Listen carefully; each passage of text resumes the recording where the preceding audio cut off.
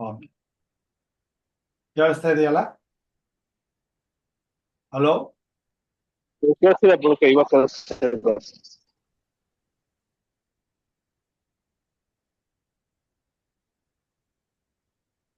ಕೇಳಿಸ್ತಾ ಇದೆಯಲ್ಲ?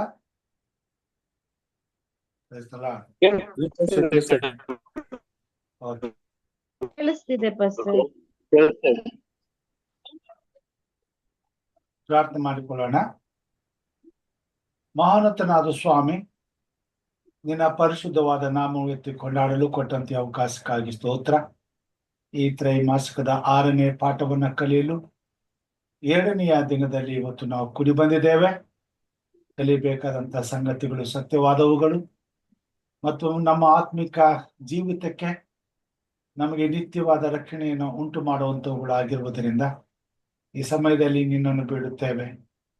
ನೀನಲ್ಲದೆ ನಮಗೆ ಸತ್ಯವನ್ನು, ಪ್ರೀತಿಯನ್ನು ಕಲಿಸಿಕೊಡಲು ಯಾರು ಇಲ್ಲಪ್ಪ. ನೀನು ನಮ್ಮೊಟ್ಟಿಗಿದ್ದು ಮಾತನಾಡು, ಸತ್ಯದ ಮಾರ್ಗಗಳನ್ನು ತೋರಿಸು.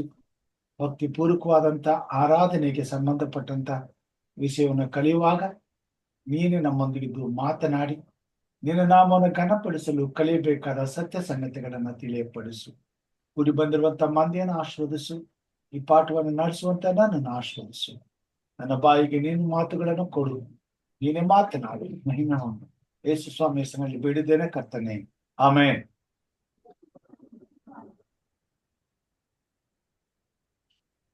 ದೇವರ ಪರಿಶುದ್ಧವಾದ ನಾಮಕ್ಕೆ ಸ್ತೋತ್ರವನ್ನು ಸಲ್ಲಿಸುತ್ತಾ ಈ ದಿನದ ಪಾಠವನ್ನು ನೋಡುವಾಗ ಹೋರಿಗಳ ಮತ್ತು ಹೋತಗಳ ರಕ್ತ ಎಂಬುದಾಗಿ.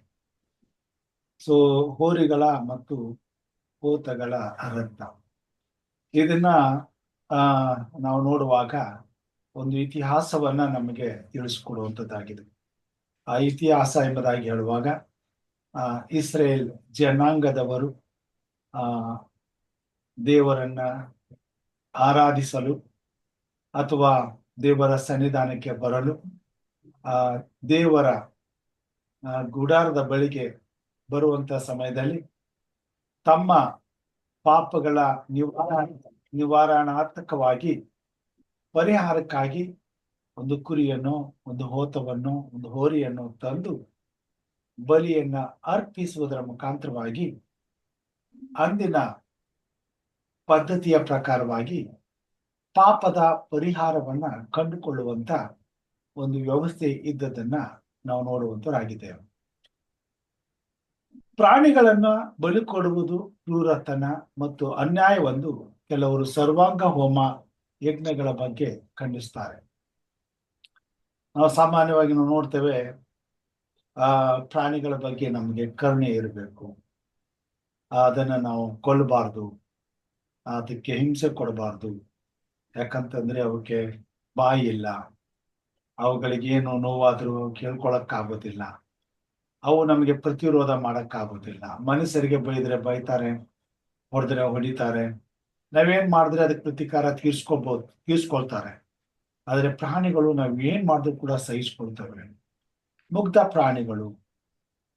ಹೀಗಾಗಿ ಇಂಥ ಮುಗ್ಧ ಪ್ರಾಣಿಗಳನ್ನ ಕೊಲ್ಲುವುದು ಪಾಪವೆಂದೇ ಜನರು ಅಭಿಪ್ರಾಯ ಪಡ್ತಾರೆ ಮತ್ತು ಅದು ಕ್ರೂರತನ ಎಂಬುದು ಕೂಡ ಅರ್ಥ ಮಾಡಿಕೊಳ್ಳುವಂತರಾಗಿದ್ದಾರೆ. ಇಂಥ ಸಾಮಾನ್ಯವಾದಂತ ಪ್ರಜ್ಞೆ, ಸಾಮಾನ್ಯವಾದಂತ ಮನುಷ್ಯನಿಗೆ ಇರುವಾಗ ಸೃಷ್ಟಿಕರ್ತನಾದಂಥ ದೇವರು ಪಾಪದ ಪರಿಹಾರಕ್ಕಾಗಿ ಇಸ್ರಾಯೇಲರಿಗೆ ಹೋತ ಹೋರಿಗಳ ಬಲಿದಾನವನ್ನ ಯಾಕೆ ಒಪ್ಪಿಸಿಕೊಟ್ಟನು, ಅರ್ಪಿಸಿದನು ಎಂಬುವಂತ ವಿಚಾರಗಳನ್ನ ಇವತ್ತು ನಾವು ಕಲಿತೇವೆ.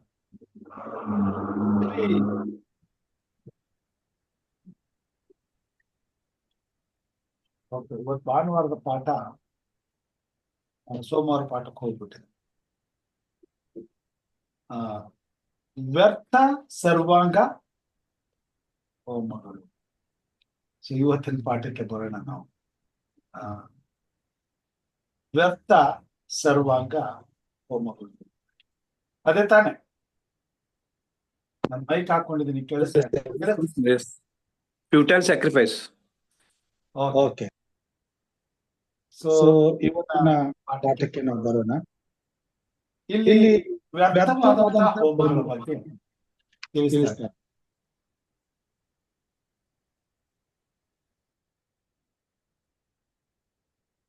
ಎರಡು ರೀತಿಯ ಹೋಮಗಳನ್ನ ಇಲ್ಲಿ ನಾವು ನೋಡುವಂತರಾಗಿದ್ದೇವೆ.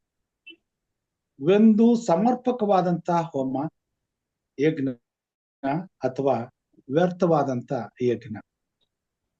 ಈ ಬಲಿದಾನ ಮಾಡುವಂಥದ್ದು ಬಲಿದಾನ ಯಜ್ಞ ಎಂಬುದಾಗಿ ಕರೆಯಲ್ಪಟ್ಟು, ಈ ಬಲಿದಾನ ಯಜ್ಞವನ್ನ ಅರ್ಪಿಸುವಂಥದ್ದು ದೇವರಿಗೆ ಸಲ್ಲಿಸುವಂತ ಒಂದು ಆರಾಧನೆ.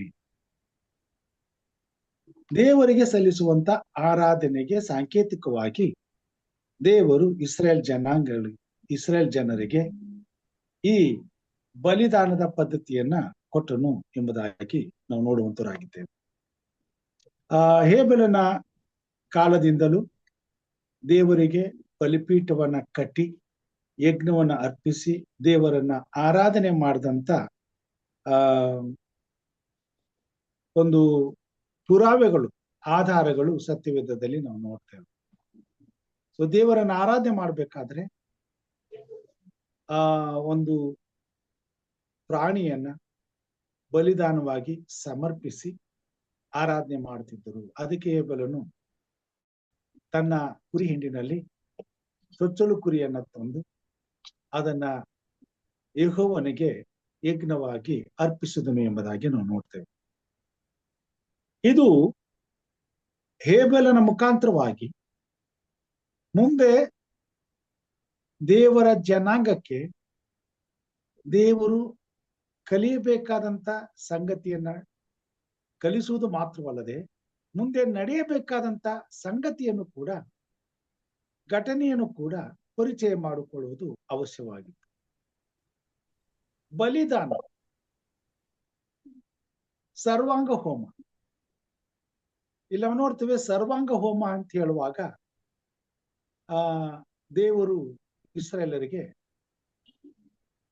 ಶುದ್ಧವಾದ, ಯಾವುದೇ ಅಂಗದಲ್ಲಿ ಯಾವುದೇ ರೀತಿಯಾದಂತ ವಿಕಲತೆ ಇಲ್ಲದಂತ ಪರಿಪೂರ್ಣವಾದಂತ ಹೋರಿಯನ್ನು, ಕರುವನ್ನು, ಕುರಿಯನ್ನು ತಂದು ಸರ್ವಾಂಗ ಹೋಮವನ್ನಾಗಿ ಮಾಡಬೇಕಾಗಿ.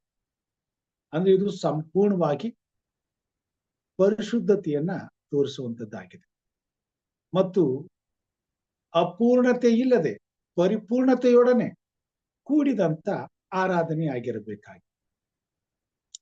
ದೇವರು ಮೆಚ್ಚುವಂತ ಆರಾಧನೆಯ ಸಂಕೇತ ಸರ್ವಾಂಗ ಹೋಮ ಅಥವಾ ಯಜ್ಞಗಳು, ಹೋಮಗಳು ಎಂಬುದಾಗಿ ನಾವು ನೋಡ್ತೇವೆ. ಇಲ್ಲಿ ದೇವರು ಈ ಸರ್ವಾಂಗ ಹೋಮವನ್ನ ಈ ಲೋಕಕ್ಕೆ ಪರಿಚಯ ಮಾಡಿಕೊಟ್ಟದ್ದು ವಿಶೇಷವಾಗಿ ಪ್ರಾಣಿಗಳನ್ನ ಕೊಲ್ಲುವಾಗ ಅದು ಕ್ರೂರತನ, ಅನ್ಯಾಯ ಎಂಬುದಾಗಿ ನಮ್ಮ ಅನಿಸಿಕೆಗೆ ಬಂದರೆ ಅಷ್ಟೇ ವಿಧವಾದಂತ ಅನ್ಯಾಯವಾದ ರೀತಿಯಲ್ಲಿ ತನ್ನ ಮಗನಾದಂತ ಯೇಸು ಕ್ರಿಸ್ತನು ಈ ಲೋಕಕ್ಕೆ ಬಂದು ತನ್ನ ಪ್ರಾಣವನ್ನು ಕ್ರೂರತನದಿಂದ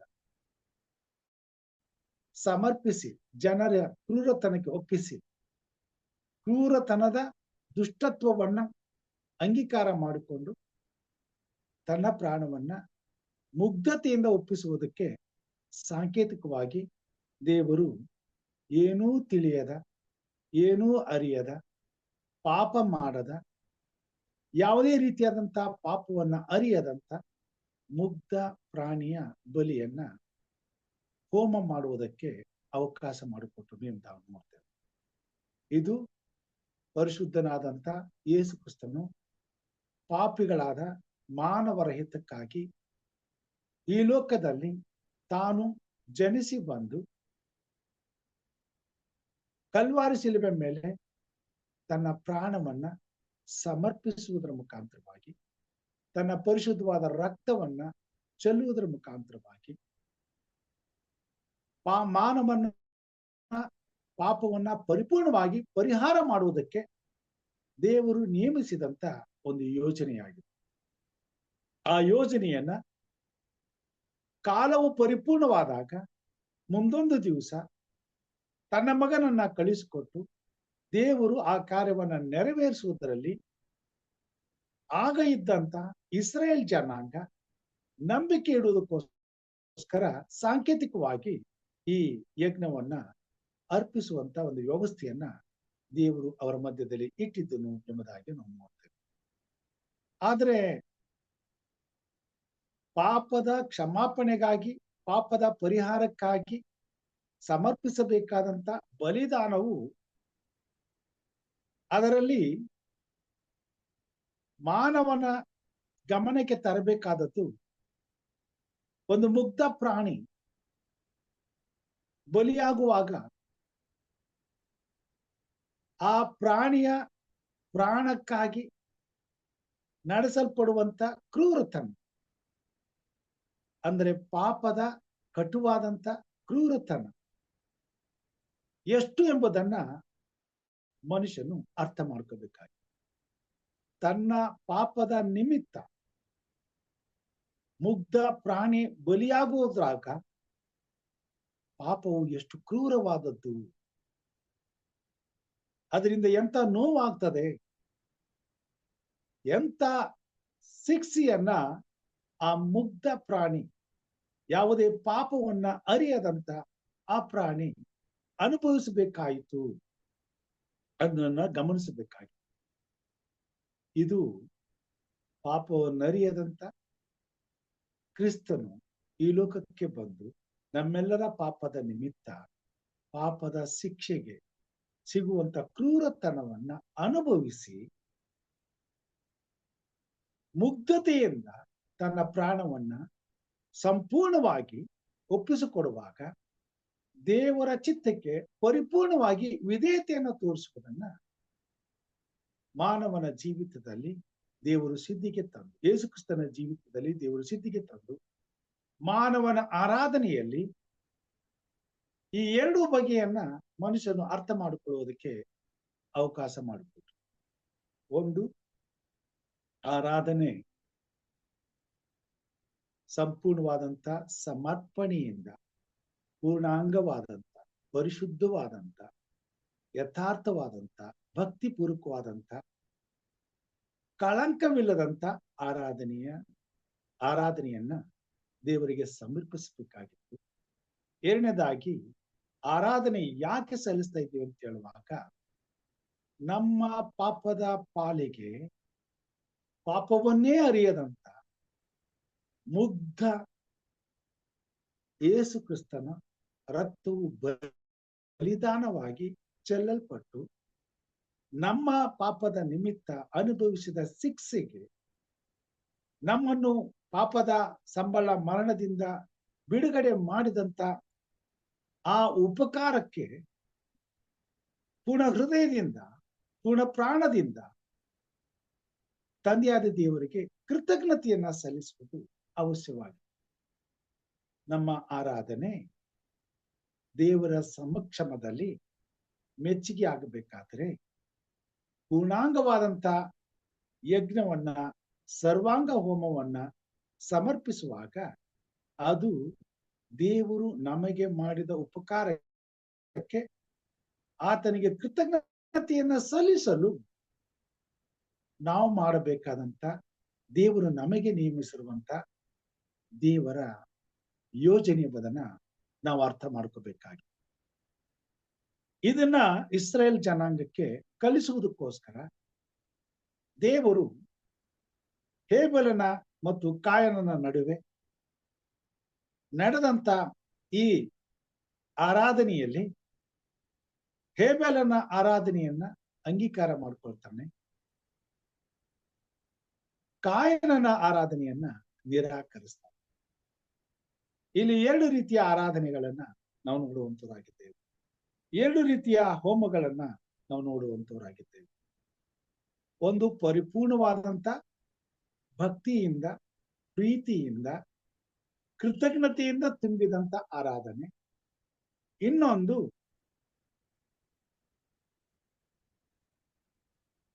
ತಾತ್ಕಾಲಿಕವಾದಂತ ಪರಿವರ್ತನೆ ಇಲ್ಲದಂತ, ಮಾನಸಾಂತರವಿಲ್ಲದಂತ, ಕೃತಜ್ಞತೆ ಇಲ್ಲದಂತ ಆರಾಧನೆ.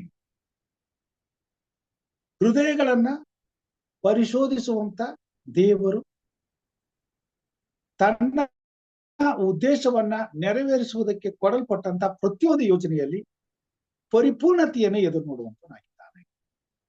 ಆದುದರಿಂದ ಇಸ್ರಾಯೇಲರು ತಮ್ಮ ಪಾಪಗಳ ನಿಮಿತ್ತವಾಗಿ ಪರಿಹಾರಕ್ಕಾಗಿ ಸಾಂಕೇತಿಕವಾಗಿ ಕೊಡಲ್ಪಟ್ಟಂತ ನಿಯಮವನ್ನ ಆಚರಿಸಲು ಬರುವಾಗ ದೇವರ ಮುಂದೆ ಯಥಾರ್ಥವಾಗಿ ಪ್ರಾಮಾಣಿಕವಾಗಿ ಪಶ್ಚಾತ್ತಾಪಪಟ್ಟ ಹೃದಯದಿಂದ, ಕುಗ್ಗಿದ ಮನಸ್ಸಿನಿಂದ, ತಗ್ಗಿದ ಭಾವದಿಂದ ದೇವರ ಸನ್ನಿಧಾನಕ್ಕೆ ಬಂದು ದೇವರ ನೂತನವಾದಂತ ಹೃದಯವನ್ನ ಪಡ್ಕೊಳ್ಳೋದಕ್ಕೆ ಅತ್ಯಾಸಕ್ತಿಯಿಂದ, ಹಂಬಲದಿಂದ ಮೊರೆ ಇಡುವವರಾಗಿ ಆತನ ಸನ್ನಿಧಾನದಲ್ಲಿ ಬೇಡಿಕೊಳ್ಳಬೇಕಾಗಿದೆ.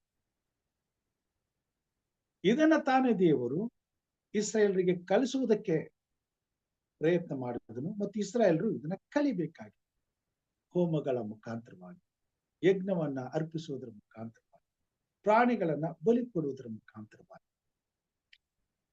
ಪ್ರಾಣಿಗಳನ್ನ ಬಲಿ ಕೊಡುವಾಗ ಅದು ಕೇವಲ ಒಂದು ನಿಯಮವಾಗಿ ಮಾರ್ಪಡದೆ ಪ್ರತಿಯೊಂದು ಪ್ರಾಣಿಯ ಬಲಿ ಅರ್ಪಿತವಾಗುವಾಗ ಪಾಪದ ಕ್ರೂರತೆಯನ್ನು ಒಬ್ಬ ಪಾಪಿ ಅರ್ಥ ಮಾಡಿಕೊಂಡು ತಾನು ಎಂತ ತಪ್ಪು ಮಾಡಿದ್ದೇನೆ, ತನ್ನ ಅಪರಾಧಕ್ಕೆ ಎಂತ ಶಿಕ್ಷೆಯನ್ನ ಇನ್ನೊಂದು ಪ್ರಾಣಿ ಅನುಭವಿಸಬೇಕಾಗಿದೆ, ಹಾಗಾದ್ರೆ ನಾನು ಮಾಡುವಂತ ಪ್ರತಿಯೊಂದು ಪಾಪವು ಎಷ್ಟು ಕ್ರೂರವಾದದ್ದು ಎಂಬುದನ್ನ ಪ್ರತಿಯೊಬ್ಬ ಇಸ್ರಾಯೇಲನು ಅರ್ಥ ಮಾಡ್ಕೋಬೇಕಾಗಿದೆ. ಯಾಕಂತಂದ್ರೆ ಇಸ್ರಾಯೇಲರು ದೇವರ ಆರಿಸಿಕೊಂಡಂತ ಜನಾಂಗವಾಗಿದೆ. ಸೊ ಇವರ ಮುಖಾಂತರವಾಗಿಯೇ ಕಲ್ಲಾದ ಹೃದಯವುಳ್ಳ ಅನ್ಯ ಜನಾಂಗಗಳಿಗೆ ದೇವರ ಮೃದುವಾದಂತ ಪ್ರೀತಿಯ ಮಧುರವಾದಂತ ಸ್ವಭಾವವನ್ನ ಅರ್ಥ ಮಾಡಿಕೊಡುವುದಕ್ಕಾಗಿ ದೇವರು ಇವರನ್ನ ಆರಿಸಿಕೊಂಡರು. ಸೊ ಇವರ ಪರಿಪೂರ್ಣವಾದಂತ ವಿಧೇಯತೆಯ ಆರಾಧನೆಯ ಮುಖಾಂತರವಾಗಿ ಲೋಕಕ್ಕೆ, ವಿಶ್ವಕ್ಕೆ ದೇವರು ತನ್ನ ಯೋಜನೆಯನ್ನ ಪರಿಚಯಿಸಬೇಕಾಗಿ. ಸೊ ಇವರ ಮುಖಾಂತರವಾಗಿ ಲೋಕದಲ್ಲಿರುವಂತ ಎಲ್ಲಾ ಜನಾಂಗಗಳು ತಮ್ಮ ಪಾಪಗಳ ನಿಮಿತ್ತ ಯೇಸು ಕ್ರಿಸ್ತನು ಮುಂದೊಂದು ದಿವಸ ಕಲ್ವಾರಿ ಶಿಲುಬೆ ಮೇಲೆ ತನ್ನ ಪ್ರಾಣ ಕೊಡುವುದು ಅವಶ್ಯ ಎಂಬುದಾಗಿ ಅರಿಯಬೇಕಾಗಿತ್ತು.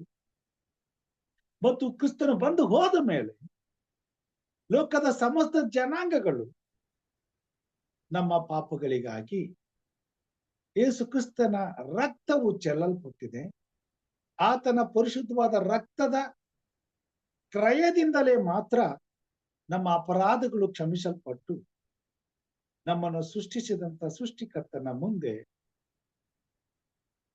ನಾವು ಆತನನ್ನ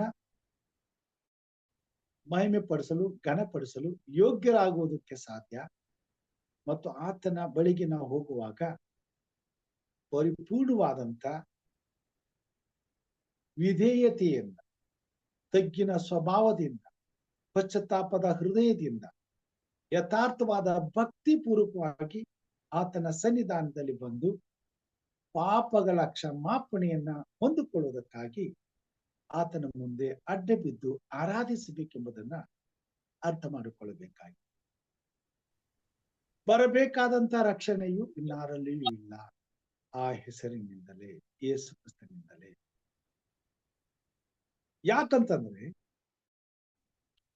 ಯಜ್ಞದ ಕುರಿಯಾಗಿ ಈ ಲೋಕಕ್ಕೆ ದೇವರು ತನ್ನ ಮಗನನ್ನೇ ಕಳಿಸಿಕೊಟ್ಟನು. ಆತನ ಪರಿಶುದ್ಧವಾದ ರಕ್ತದಿಂದ ಮಾತ್ರ ಲೋಕದ ಸಮಸ್ತ ಮಾನವರ ಪಾಪಗಳ ಪರಿಹಾರವಾಗುವುದು ದೇವರ ಯೋಜನೆಯಾಗಿ, ಆತನ ಚಿತ್ತವಾಗಿ. ಅದರಲ್ಲಿ ಯಾವುದೇ ರೀತಿಯಾದಂತ ಕಳಂಕವಿರಲಿ, ದುರಾಲೋಚನೆ ಇರಲಿ, ಯಾವುದೇ ರೀತಿಯಾದಂತ ಅಶುದ್ಧವಾದಂತ ಭಾವನೆಗಳಿರಲಿ, ದೇವರು ಲೋಕದ ಮೇಲೆ ಎಷ್ಟೋ ಪ್ರೀತಿಯನ್ನಿಟ್ಟು ತನ್ನ ಒಬ್ಬನೇ ಮಗನನ್ನ ಕಳಿಸಿಕೊಟ್ಟನೆಂದಾಗಿ ಹೇಳುವಾಗ ಆತನ ಪ್ರೀತಿ ಪರಿಪೂರ್ಣವಾಗಿ, ನಿಷ್ಕಳಂಕವಾಗಿ, ಯಥಾರ್ಥವಾಗಿ ಸಮರ್ಪಿಸಿದಂತ ಪ್ರೀತಿಯಾಗಿತ್ತು. ದೇವರು ನಮ್ಮ ಪಾಪಗಳನ್ನ ಕ್ಷಮಿಸಿ ನಮ್ಮನ್ನ ಅಂಗೀಕಾರ ಮಾಡ್ಕೊಳ್ಬೇಕಾದ್ರೆ ನಾವು ಸಹ ಕ್ರಿಸ್ತನಂತೆಯೇ ದೇವರ ಚಿತ್ತಕ್ಕೆ ವಿಧೇಯರಾಗಲು ಪರಿಪೂರ್ಣವಾದಂತ ಭಕ್ತಿಯಿಂದ, ಪರಿಪೂರ್ಣವಾದಂತ ಮಾನಸಾಂತರವನ್ನು ಹೊಂದಿದವರಾಗಿ, ಪಾಪದ ಕ್ರೂರತೆಯನ್ನ ಅರ್ಥ ಮಾಡಿಕೊಂಡು ದೇವರ ಸನ್ನಿಧಾನದಲ್ಲಿ ನಮ್ಮನ್ನ ತಗ್ಗಿಸಿಕೊಂಡು ನಮ್ಮ ಪಾಪಗಳ ಬಿಡುಗಡೆಗಾಗಿ ಪಶ್ಚಾತ್ತಾಪ ಪಟ್ಟು ಕ್ಷಮಾಪಣೆಯನ್ನು ಹೊಂದಿಕೊಳ್ಳುವುದಕ್ಕಾಗಿ ಆತನ ಸನ್ನಿಧಾನಕ್ಕೆ ಬಂದು ಆತನು ನಮಗಾಗಿ ಮಾಡಿದಂತ ಬಲಿದಾನಕ್ಕೆ ಕೃತಜ್ಞತೆಯನ್ನು ಸಲ್ಲಿಸುತ್ತಾ ಆತನನ್ನ ಆರಾಧನೆ ಮಾಡುವಾಗ ಆ ಆರಾಧನೆಯನ್ನ ದೇವರು ಅಂಗೀಕಾರ ಮಾಡಿಕೊಳ್ಳುವಂತನಾಗಿದ್ದನು ಮತ್ತು ಅಂಗೀಕಾರ ಮಾಡಿಕೊಳ್ಳುವಂತನಾಗಿದ್ದಾನೆ. ಆದುದರಿಂದ ತನ್ನನ್ನು ಆರಾಧಿಸುವಂತವರು ಇಂಥವರೇ ಆಗಿರಬೇಕೆಂಬುದಾಗಿ ದೇವರು ಬಲ್ಲವನಾಗಿದ್ದಾನೆ ಮತ್ತು ಇದು ನೋಡುವಂತನಾಗಿದ್ದಾನೆ. ಅದಕ್ಕಾಗಿ ಇಸ್ರೇಲ್ ಜನಾಂಗವನ್ನ ಆರಿಸಿಕೊಂಡ. ಸೊ ಈ ವ್ಯವಸ್ಥೆ ಕೇವಲ ಇಸ್ರೇಲ್ ಜನಾಂಗಕ್ಕೆ ಮಾತ್ರವಲ್ಲ, ವಿಶ್ವದ ಸಕಲ ಕುಲ ಭಾಷೆ ಪ್ರಜೆ ಜನಾಂಗಗಳಿಗೆ ದೇವರು ನೇಮಿಸಿದಂತ ಮಹಾಯೋಜನೆಯಾಗಿದೆ. ಮುಂದೊಂದು ದಿವಸ ದೇವರ ರಾಜ್ಯವನ್ನು, ದೇವರ ನಿತ್ಯವಾದಂತ ಜೀವವನ್ನ ಪಡೆಯಲು ಯೋಗ್ಯನಾದಂತ ಯಾವುದೇ ವ್ಯಕ್ತಿ ಈ ಒಂದು ಪರಿಪೂರ್ಣವಾದಂತ ಸಮರ್ಪಕವಾದಂತ ಭಕ್ತಿಪೂರ್ವಕವಾದ ಆರಾಧನೆಯನ್ನ ದೇವರ ಸನ್ನಿಧಾನದಲ್ಲಿ ಸಮರ್ಪಿಸಬೇಕಾದದ್ದು ಅವಶ್ಯವಾಗಿದೆ. ಅದಕ್ಕಾಗಿ ದೇವರು ಸರ್ವಾಂಗ ಹೋಮದ ಬಲಿದಾನವನ್ನ ಯಜ್ಞವನ್ನಾಗಿ ಆದಿಯಲ್ಲಿ ಹೇಬೇಲನ ಮುಖಾಂತರವಾಗಿ ಈ ಲೋಕಕ್ಕೆ ಪರಿಚಯ ಮಾಡಿಸಿದರು.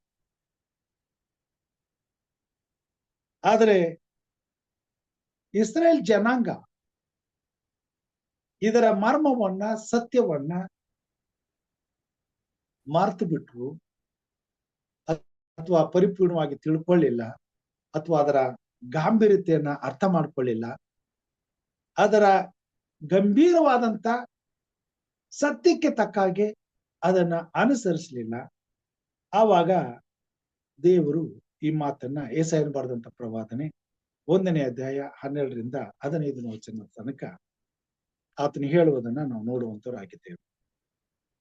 ಯೆಶಾಯನು ಬರೆದಂತ ಪ್ರವಾದನೆ 1ನೇ ಅಧ್ಯಾಯ 12ರಿಂದ 15ನೇ ವಚನ ತನಕ. ದಯಮಾಡಿ ಸತ್ಯವೇದವಿದ್ರೆ ನಿಮ್ಮ ಸತ್ಯವೇದವನ್ನ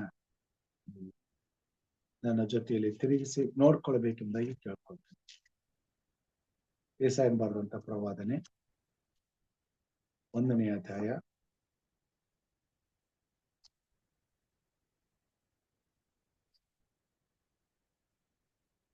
ಓದ್ತೀರಾ?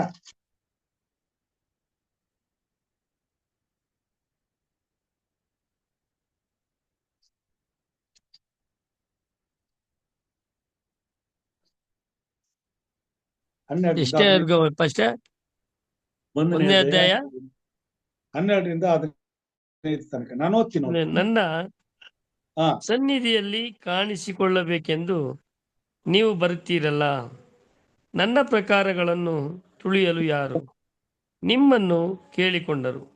ವ್ಯರ್ಥ ನೈವೇದ್ಯವನ್ನು ಇನ್ನು ತಾರದಿರಿ. ಧೂಪವು ನನಗೆ ಅಸಹ್ಯ. ಅಮಾವಾಸ್ಯೆ, ಸಬ್ಬತ್ತು ದಿನ, ಕೂಟ ಪ್ರಕಟಣೆ ಇವು ಬೇಡ. ಅಧರ್ಮದಿಂದ ಕೂಡಿದ ಸಂಘವನ್ನು ನಾನು ಸಹಿಸಲಾರೆನು. ನಿಮ್ಮ ಅಮಾವಾಸ್ಯೆಗಳನ್ನು, ಉತ್ಸವ ದಿನಗಳನ್ನು ಆಜ್ಞೆ ಮಾಡುತ್ತೇನೆ. ಇವು ನನಗೆ ಭಾರ, ಸಹಿಸಲು ಬೇಸರ. ನೀವು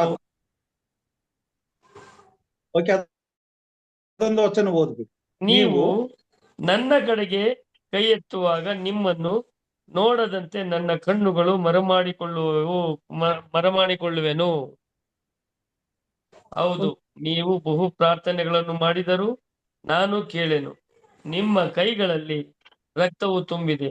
ನಿಮ್ಮನ್ನು ತೊಳೆದುಕೊಳ್ಳಿರಿ, ಶುದ್ಧಿ ಮಾಡಿಕೊಳ್ಳಿರಿ. ನನ್ನ ಕಣ್ಣೆದುರಿನ ನಿಮ್ಮ ದುಷ್ಕೃತ್ಯಗಳನ್ನು ತೊಲಗಿಸಿರಿ. ದುರಾಚಾರವನ್ನು ಬಿಡಿರಿ, ಸದಾಚಾರವನ್ನು ಅಭ್ಯಾಸ ಮಾಡಿರಿ. ನ್ಯಾಯನಿರತರಾಗಿರಿ. ಹಿಂಸಕನನ್ನು ತಿದ್ದಿ ಸರಿಪಡಿಸಿರಿ. ಅನಾಥನಿಗೆ ನ್ಯಾಯ ತೀರಿಸಿರಿ. ವಿಧವೆಯ ಪಕ್ಷವಾಗಿ ವಾದಿಸಿರಿ. ನಾವು ನೋಡ್ತೇವೆ, ದೇವರು ಇಸ್ರಾಯೇಲರಿಗೆ ಈ ಮಾತುಗಳನ್ನ ಖಡಾಖಂಡಿತವಾಗಿ ಹೇಳ್ತಾರೆ. ಯಾಕಂದ್ರೆ ಇಸ್ರಾಯೇಲರು ಪದ್ಧತಿಯ ಪ್ರಕಾರವಾಗಿ, ನಿಯಮಾನುಸಾರವಾಗಿ, ಮೋಸೆಯ ಧರ್ಮಶಾಸ್ತ್ರಕ್ಕೆ ಅನುಗುಣವಾದಂತ ಎಲ್ಲಾ ಪದ್ಧತಿಗಳನ್ನ ಮಾಡ್ತಿದ್ರು. ಎಲ್ಲಾ ಹಬ್ಬಗಳನ್ನ ಆಚರಿಸ್ತಿದ್ರು, ಎಲ್ಲಾ ವಿಧಿವಿಧಾನಗಳನ್ನ ಆಚರಿಸ್ತಿದ್ರು. ಇದನ್ನೆಲ್ಲ ಬಹಳ ಪಾರಂಪರ್ಯವಾಗಿ ತಪ್ಪದೇ ಮಾಡ್ತಿದ್ರು. ಇದನ್ನ ದೇವರು ಅಂಗೀಕಾರ ಮಾಡ್ಕೊಳ್ಳಿಕ್ಕೆ ಇಷ್ಟಪಡ್ಲಿಲ್ಲ. ಯಾಕೆ ಅಂಗೀಕಾರ ಮಾಡ್ಕೊಳ್ಳಿಕ್ಕೆ ಇಷ್ಟಪಡ್ಲಿಲ್ಲ? ಆತನಲ್ಲಿ ನೇರವಾಗಿ ಹೇಳ್ತಾನೆ, ನನ್ನ ಸನ್ನಿಧಾನದಲ್ಲಿ ಕಾಣಿಸ್ಕೊಳ್ಳೋದಕ್ಕೆ ನೀವು ಬರ್ತೀರಲ್ಲ, ನನ್ನ ಪ್ರಕಾರಗಳನ್ನು ತಿಳಿಯಲು ಯಾರು ನಿಮ್ಮನ್ನು ಕೇಳಿಕೊಂಡರು? ವ್ಯರ್ಥ ನೈವೇದ್ಯವನ್ನು ತಾರದಿರಿ.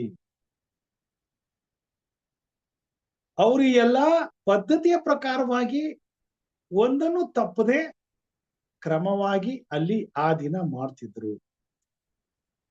ಇದು ಇಸ್ರಾಯೇಲರ ಮಧ್ಯದಲ್ಲಿ ಪಾಪದ ಪರಿಹಾರಕ್ಕಾಗಿ ಮಾಡಿದಂತ, ಪಶ್ಚಾತ್ತಾಪಕ್ಕಾಗಿ ಉಂಟು ಮಾಡಿದಂತ ದೇವರ ಮಹಾ ಯೋಜನೆ ಆಗಿದ್ದರು. ಅದರ ಮೂಲ ಅರ್ಥವನ್ನ ಜನರು ಮರೆತು ಅದನ್ನು ಸ್ವಾಭಾವಿಕಃ ಒಂದು ಹಬ್ಬವನ್ನಾಗಿ, ಒಂದು ಪದ್ಧತಿಯನ್ನಾಗಿ, ಒಂದು ಆಚಾರವನ್ನಾಗಿ ಮಾಡಿಕೊಂಡು ಒಂದು ಕಡೆ ಎಲ್ಲಾ ರೀತಿಯಾದಂತಹ ಪಾಪವನ್ನೂ ಮಾಡುತ್ತಾ, ಅದಕ್ಕೆ ಯಾವುದೇ ಪಶ್ಚಾತ್ತಾಪದ ಮನೋಭಾವನೆಗಳಿಲ್ಲದೆ ಕೇವಲ ಹಬ್ಬ ಉತ್ಸವಕ್ಕಾಗಿ, ಸಂತೋಷ ಪಡುವುದಕ್ಕಾಗಿ ದೇವರ ಸನ್ನಿಧಾನದಲ್ಲಿ ಬಂದು ದೇವರ ಆರಾಧನೆಯನ್ನ ಮಾಡ್ತಿದ್ರು, ಯಜ್ಞವನ್ನ ಸಮರ್ಪಿಸ್ತಿದ್ರು. ಪಾಪಕ್ಕಾಗಿ ಯಾವುದೇ ಪಶ್ಚಾತ್ತಾಪ ಇಲ್ಲ. ತಾವು ಮಾಡಿದಂತ ಪಾಪಕ್ಕೆ ಯಾವುದೇ ರೀತಿಯಾದಂತ ಕಾಳಜಿ ಇಲ್ಲ. ಇಂಥದೊಂದು ತಪ್ಪನ್ನ ನಾನು ಮಾಡಿದ್ದೇನೆ, ಇದಕ್ಕೆ ಶಿಕ್ಷೆ ಇದೆ ಅನ್ನುವಂತ ದೇವರ ಭಯ ಇಲ್ಲ. ಇವತ್ತು ಮಾನವನ ಜೀವಿತದಲ್ಲಿ ಅದೇ ತಾನೇ ಆಗ್ತೇವೆ. ಇವತ್ತು ಈ ದಿನಗಳಲ್ಲಿ ನಾವು ನೋಡ್ತೇವೆ, ವಿಗ್ರಹಾರಾಧನೆಯಲ್ಲಿ ಅದೇ ತಾನೇ ನಡೀತಾ ಇದೆ. ಮನುಷ್ಯನು ಏನ್ ತಪ್ಪು ಮಾಡಿದ್ರು ದೇವ್ರ ಮುಂದೆ ಹೋಗಿ ಒಂದು ಕಾಣಿಕೆಯನ್ನು, ಒಂದು ಬಲಿದಾನವನ್ನು ಮಾಡಿ ಬಂದ್ಬಿಟ್ರೆ ಅಲ್ಲಿ ಮುಗಿದೋಯ್ತು, ಪಾಪಗಳು ಕ್ಷಮಿಸ್ಬಿಟ್ಟು. ನಮಗೂ ಪಾಪಕ್ಕೂ ಯಾವ ಸಂಬಂಧ ಇಲ್ಲ, ಅದ್ರ ಬಗ್ಗೆ ನಾವು ತಲೆ ಕೆರ್ಸ್ಕೊಳ್ಬೇಕಾಗಿಲ್ಲ. ದೇವ್ರ ತೃಪ್ತಿ ಹೊಂದ್ಬಿಟ್ನು, ಸಮಾಧಾನ ಆಗ್ಬಿಟ್ನು, ಮತ್ತೆ ಹೋಗಿ ನಾವು ಏನ್ ಬೇಕಾದ್ರೂ ಮಾಡ್ಬೋದು. ನಮ್ಮ ಮನೆ ಪಕ್ಕದಲ್ಲಿ ಇವತ್ತು ಹಬ್ಬ ಮಾಡಿದ್ರು. ಸುಮಾರು ಒಂದು 5-6 ಕುರಿಗಳನ್ನ ಕಡಿದ್ರು. ಎಲ್ರು ಗಲ್ಲಿ ತುಂಬಾ ಸಂತೋಷವಾಗಿ ಇವತ್ತು ಊಟ ಮಾಡೋದು. ಅದನ್ನ ನಾನು ನೋಡಿದೆ. ಸಾಮಾನ್ಯವಾಗಿ ಹಳ್ಳಿಗಳಲ್ಲಿ ಈ ಪದ್ಧತಿ ಉಂಟು. ಈ ಪದ್ಧತಿ ಎಲ್ಲಿಂದ ಬಂತು ಅಂತ ನೆನ್ನೆ ಪ್ರಶ್ನೆ ಮಾಡಿದೆ. ಈ ಪದ್ಧತಿ ದೇವರ ಆರಾಧನೆ ವ್ಯವಸ್ಥೆಯಲ್ಲಿ ಇಸ್ರಾಯೇಲರಿಗೆ ಕೊಟ್ಟಂತ, ತನ್ನ ಸೃಷ್ಟಿಯಲ್ಲಿ ಹೇಬೆಲನಿಗೆ ಕೊಟ್ಟಂತ ನಿಯಮವಾಗಿ, ಪದ್ಧತಿಯಾಗಿ. ಇದನ್ನೇ ಸೈತಾನನು ಈ ಭೂಮಿ ಮೇಲೆ ತನ್ನ ಆರಾಧನೆಗೂ, ದೇವರ ಆರಾಧನೆ ವ್ಯವಸ್ಥೆಯನ್ನೇ ತಾನು ಕದ್ದು ಅದನ್ನ ತನ್ನ ಮಹಿಮೆಗಾಗಿ ತಾನು ಅದನ್ನ ಆಚರಣೆಗೆ ತರುವುದಕ್ಕೆ ವಿಗ್ರಹ ಆರಾಧನೆಯಲ್ಲಿ ಸೇರಿಸಿಕೊಂಡ. ಇನ್ನೊಂದು ಸತ್ಯವನ್ನ ಹೇಳ್ತೇನೆ. ಇವತ್ತು ವಿಗ್ರಹ ಆರಾಧನೆ ಯಾವುದೇ ದೇವಸ್ಥಾನಗಳಲ್ಲಿ ಹೋಗುವುದು, ಆ ದೇವಸ್ಥಾನಗಳಲ್ಲಿ ಇರ್ತಕ್ಕಂಥ ಕಟ್ಟಲ್ಪಟ್ಟಿರುವಂತ ವ್ಯವಸ್ಥೆಗಳೆಲ್ಲವೂ ಮೋಸೆಯ ಧರ್ಮಶಾಸ್ತ್ರದಲ್ಲಿ ಮೋಸೆಗೆ ದೇವರು ನೇಮಿಸಿದಂತ ಗುಡಾರದಲ್ಲಿರುವಂತ ಎಲ್ಲ ಕಾರ್ಯಗಳನ್ನ ನೀವು ಅದು, ಅದೇ ರೀತಿ ಅಂಗಳ, ಅದೇ ರೀತಿ ಬಲಿಪೀಠ, ಅದೇ ರೀತಿ ಯಜ್ಞವೇದಿ, ಅದೇ ರೀತಿ ಪರಿಶುದ್ಧವಾದ ಸ್ಥಳ, ಅದರಲ್ಲಿ ಗರ್ಭಗುಡಿ, ಮಹಾಪರಿಶುದ್ಧವಾದಂತ ಸ್ಥಳ. ಸತ್ಯವೇದದಲ್ಲಿ ಗುಡಾರದಲ್ಲಿ ಏನೇನು ಯಾವ ಪದ್ಧತಿ ಯಾವ ರೀತಿ ಇದೆಯೋ ಅದೇ ರೀತಿ ಇಲ್ಲಿ ಒಂದು ಸಾಮಾನ್ಯವಾದಂತಹ ಹಿಂದೂ ಟೆಂಪಲ್ಗಳಲ್ಲಿ, ಒಂದು ದೊಡ್ಡ ಟೆಂಪಲ್ಗಳಲ್ಲಿ ಸಹ ಎಲ್ಲಿಗೆ ಹೋದ್ರು ಸಹ ಅದೇ ಪದ್ಧತಿ. ಸೊ ಈ ವ್ಯವಸ್ಥೆ ಸಂಪೂರ್ಣವಾಗಿ ದೇವರ ಸನ್ನಿಧಾನದಿಂದ ಕದ್ದುಕೊಂಡು ಸೈತಾನನು ತನ್ನ ವಿಗ್ರಹಾರಾಧಕರಲ್ಲಿ ಕಲಿಸಿ ಅವರನ್ನ ಅದೇ ರೀತಿಯಲ್ಲಿ ತಾನು ಉಪಯೋಗಿಸಿಕೊಂಡು ದೇವರಿಗೆ ಸಲ್ಲಬೇಕಾದಂತ ಘನತೆ ಗೌರವವನ್ನ ತಾನು ಅನುಭವಿಸುತ್ತಿರುವುದನ್ನ ನಾವು ನೋಡುವುದಾಗಿದೆ. ಈಗ ಇನ್ನೊಂದು ರೀತಿಯಲ್ಲಿ ದೇವರ ಸೃಷ್ಟಿಯಾದಂತ ಮಾನವರನ್ನ ದೇವರ ಕೋಪಕ್ಕೆ ಸಿದ್ಧಪಡಿಸುವುದಕ್ಕಾಗಿ ಯಾವ ಮೂಲ ಉದ್ದೇಶವನ್ನ ನೆರವೇರಿಸಬೇಕಾಗಿತ್ತು ಆ ಮೂಲ ಉದ್ದೇಶವನ್ನ ಜನರು ಮರೆತು ಅದಕ್ಕೆ ಬದಲಾಗಿ ಅದನ್ನ ಉತ್ಸವ ದಿನಗಳನ್ನಾಗಿ ಮಾಡಿಕೊಂಡು ಆ ದಿನದಲ್ಲಿ ಉಂಡು ತಿಂದು ಕುಡಿದು ಇನ್ನಷ್ಟು ಪಾಪಗಳನ್ನ ಮಾಡುವಂತೆ ಆ ಪದ್ಧತಿಗೆ ಇನ್ನಷ್ಟು ತನ್ನ ಪದ್ಧತಿಗಳನ್ನ ಸೇರಿಸ್ಕೊಂಡಿದ್ದಾರೆ. ನಾವು ನೋಡ್ತೀವಿ ಇವತ್ತು ಹಬ್ಬ ಅಮಾವಾಸ್ಯೆ ಹುಣ್ಣಿಮೆ ಇವುಗಳಲ್ಲಿ ಜನ ಮತ್ತಷ್ಟು ಪಾಪದ ಕಾರ್ಯಗಳಿಗೆ ಅದನ್ನ ಉಪಯೋಗಿಸ್ಕೊಳ್ತಾ ಇದ್ದಾರೆ, ಮತ್ತಷ್ಟು ಪಾಪಗಳನ್ನ ಮಾಡ್ತಾ ಇದ್ದಾರೆ, ಸಂತೋಷದಿಂದ ಮಾಡ್ತಾ ಇದ್ದಾರೆ, ಪಾಪಗಳನ್ನ ಘೋಷಿಸಿಕೊಂಡು ಮಾಡ್ತಾ ಇದ್ದಾರೆ, ದೇವರ ಹೆಸರಿನಲ್ಲಿ ಪ್ರಾರ್ಥನೆ ಮಾಡಿ ಪಾಪಗಳನ್ನ ಮಾಡ್ತಾರೆ, ಹಬ್ಬ ಉತ್ಸವಗಳನ್ನಾಗಿ ಆಚರಿಸ್ತಾರೆ. ಸೊ ಇದು ಸೈತಾನನು ಬಿತ್ತಲ್ಪಟ್ಟಂತ ದೇವರಿಗೆ ವಿರುದ್ಧವಾದಂತ ಕಾರ್ಯಗಳು. ಅದು ಒಂದು ಕಡೆ ಇರಲಿ. ಆದ್ರೆ ದೇವರು ತನ್ನ ಪರಿಪೂರ್ಣವಾದಂತ ಪರಿಶುದ್ಧವಾದಂತ ಯೋಜನೆಯನ್ನ ಇಸ್ರೇಲ್ ಜನಾಂಗಕ್ಕೆ ಕೊಟ್ಟು ಅವರ ಮುಖಾಂತರವಾಗಿ ಇಂಥ ಅನೈತಿಕವಾದಂತ ಆರಾಧನೆಯನ್ನ ಖಂಡಿಸಿ ಕತ್ತಲೆಯಲ್ಲಿರ್ತಕ್ಕಂಥ ಇಂಥ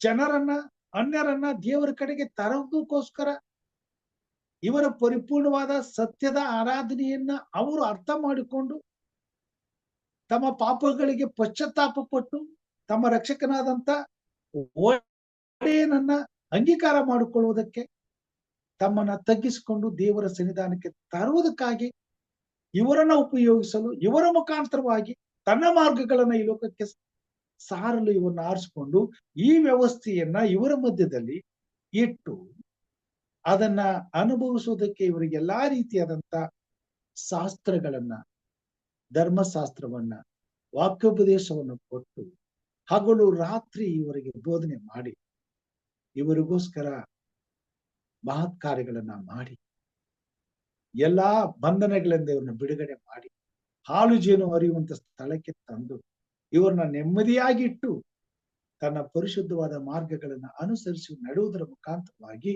ದೇವರ ಯೋಜನೆಯನ್ನ ಪರಿಪೂರ್ಣವಾಗಿಸಲು ಈ ಲೋಕಕ್ಕೆ ದೇವರ ಪರಿಪೂರ್ಣವಾದ ಸತ್ಯವನ್ನು ತಿಳಿಸಲು ಇವರಿಗೆ ಅವಕಾಶ ಮಾಡಿಕೊಟ್ರಾಗ ಇವರು ಮಾಡಿದಂತ ಕೆಲಸ ಏನಪ್ಪಾ ಅಂತಂದ್ರೆ ವ್ಯರ್ಥ ನೈವೇದ್ಯವನ್ನಾಗಿ ಮಾಡುದು. ಹೇಗೆ ಆ ನೈವೇದ್ಯ ವ್ಯರ್ಥವಾಯಿತು? ಅನ್ಯರು ಹೇಗೆ ಯಾವುದೇ ರೀತಿಯಾದಂತ ಭಯವಿಲ್ಲದೆ ಪಶ್ಚಾತ್ತಾಪವಿಲ್ಲದೆ ಯಾವುದೇ ರೀತಿಯಾದಂತ ಶುದ್ಧೀಕರಣವಿಲ್ಲದೆ ಪಾಪ ಸಮೇತವಾಗಿ ದೇವರನ್ನ ಘನಪಡಿಸಲು ದೇವರ ಪ್ರಕಾರಕ್ಕೆ ಬಂದು ಹುಸಿಯಿಂದ ದೇವರಿಗೆ ಆರಾಧನೆ ಮಾಡ್ತಾರೆ. ಅದೇ ವ್ಯವಸ್ಥೆಯನ್ನ ಇಸ್ರೇಲರು ಮಾಡುವಾಗ ಸ್ವಾಮಿ ಮಾತುಗಳನ್ನ ಹೇಳ್ತಾರೆ. ಪಶ್ಚಾತ್ತಾಪವಿಲ್ಲದಂತ ಹೃದಯದಿಂದ, ಸುನ್ನತಿ ಇಲ್ಲದಂತ ಹೃದಯದಿಂದ, ಮಾರ್ಪಡದಂತ ಮನಸ್ಸಿನಿಂದ ಪಾಪವನ್ನ ತುಂಬಿಕೊಂಡೇ ಬಂದು ಪಾಪದ ಜೊತೆಗೆ ಕೇವಲ ನೇಮನಿಷ್ಠೆಗಳನ್ನ ಮಾಡಿಬಿಟ್ರೆ ಅದು ನನ್ನ ಆರಾಧನೆ ಆಗೋದಿಲ್ಲ, ಅದನ್ನ ನಾನು ಸಹಿಸುವುದಿಲ್ಲ, ಅದು ನನಗೆ ಇಷ್ಟವಿಲ್ಲ, ಅದನ್ನ ನಾನು ದೂರ ಮಾಡ್ತೇನೆ. ಈ ರೀತಿಯಾಗಿ ನಿಮ್ಮ ಬದಲಾವಣೆ ಇಲ್ಲದಂತ ಕೆಸರಿನಿಂದ ತುಂಬಿದಂತ ಹೃದಯವನ್ನ ತಂದು ನಮ್ಮ ಮುಂದೆ ಇಟ್ಟು ಕೇವಲ ತೋರುವಿಕೆಗಾಗಿ ಅಲಂಕರಿಸಿಕೊಂಡು ಬಂದು ಕೇವಲ ನೇಮ ನಿಷ್ಠೆಗಳನ್ನ ನೀವು ಮಾಡಿದ್ರೆ ಅದರಲ್ಲಿ ನಾನು ಸಂತೋಷಿಸಬಹುದಿಲ್ಲ. ಅದನ್ನ ಇಬ್ರಿಯರ ಪತ್ರಿಕೆ ಸತ್ಯವೇದದಲ್ಲಿ ಹೀಗೆ ನಾವು ನೋಡುವಂತವರಾಗಿದ್ದೇವೆ. 10ನೇ ಅಧ್ಯಾಯ